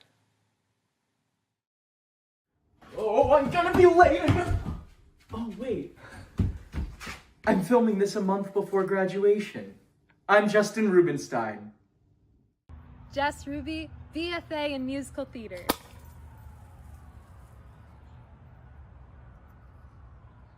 Bless Rudisil. Hi, my name is Kareni Sanchez Maceda, and I am a directing, playwriting, and production major focusing in stage and production management. Congratulations, everybody. Jonathan Schliemann.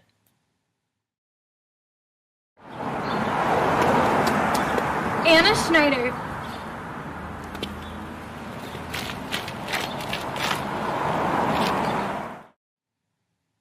Rachel Schumacher, cum laude.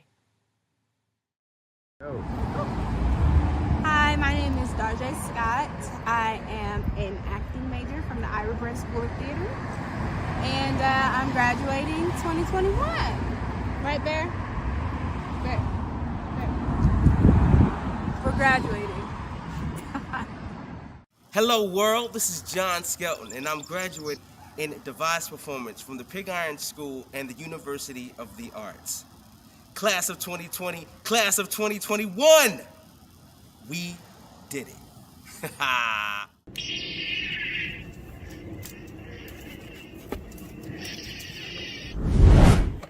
Clark Smith.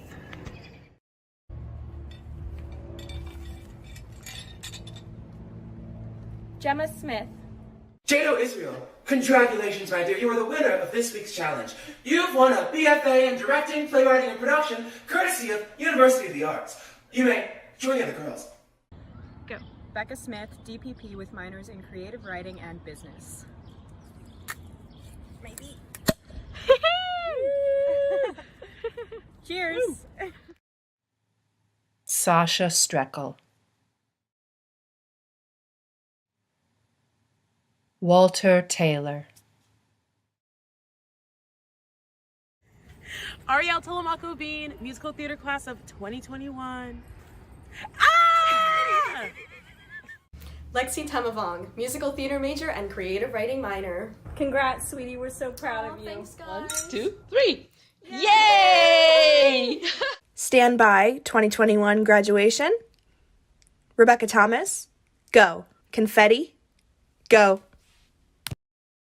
Eve DeMacaris, BFA Musical Theater. Congratulations, class of 2021. Angela Travato. Victor Valadez from Fort Stockton, Texas, and I'm graduating with my BFA in acting. Maxwell Van Coy, directing, playwriting, and production, class of 2021. Hi, I'm Shane Vasquez, and you're watching Disney Channel.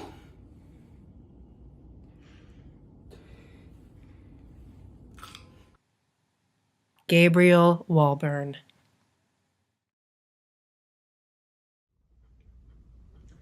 Sunflower Watkins, here to say congrats to us. Oh, cheers!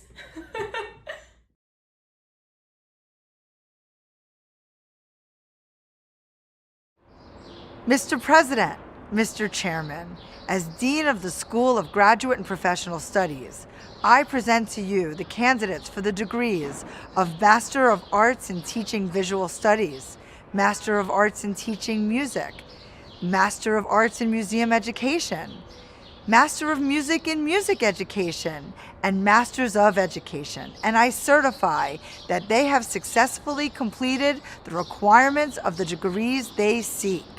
Thank you. Samantha Andrejczyk.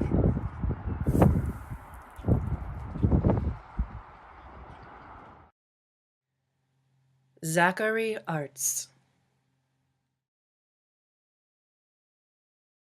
Jennifer Callanan.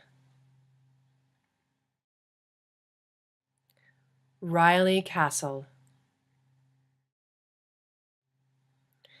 Heather Saracini.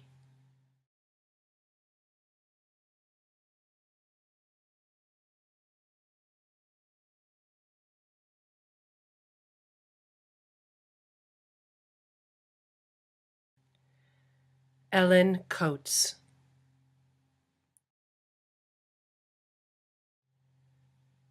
Joshua Crook. Victoria Degan, Educational Technology, University of the Arts, class of 2021. All right, turn it off. Paul Dengler. Sean Evans. Jonathan Ford. Sarah Gellerstein. Rebecca Greer. C. Bridget Hochstoger. Elizabeth Kroll. Jenny Ling, Master of Music Education. Yay, congratulations! Joe Lockwood, Master of Arts in Teaching.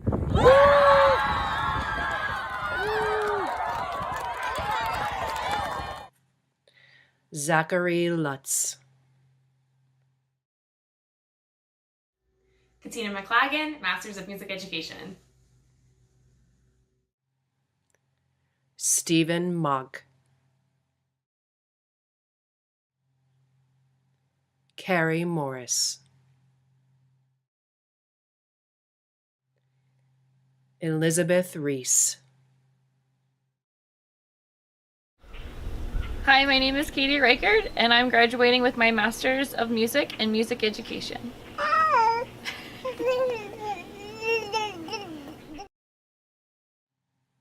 Megan Reichertz. Christina Rohr, Masters of Education in Educational Technology. Allison Santos Lazama, Masters of Arts in Teaching, Music Education. Congrats, class of 2021. Anna May Bork. Abigail Seri. Lillianne Grace Sharpless. Amanda Shortridge. Megan Smock.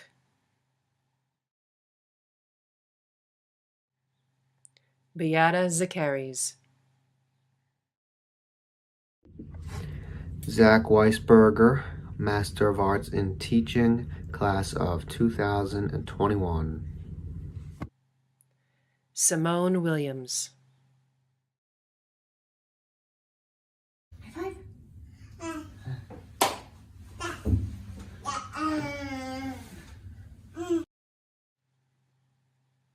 Guanyu Zhang.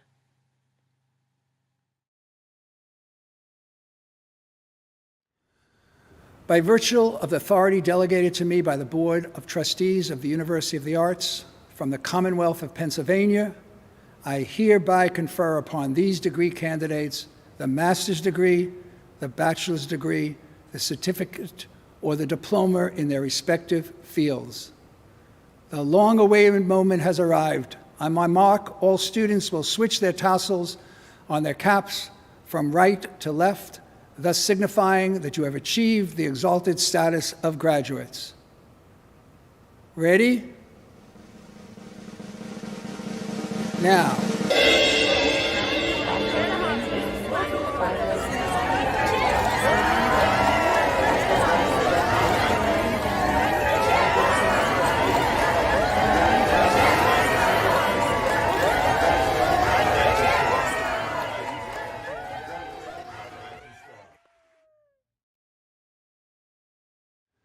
Well, I want to congratulate our graduates and thank their parents, guardians, grandparents, friends, relatives, and supporters whose support has helped to make this day possible.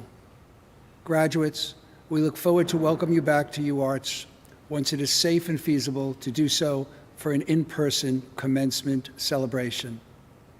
And now, to assist us in bringing our commencement exercise to a close, we welcome Philip Blanco, our samba band closing tradition.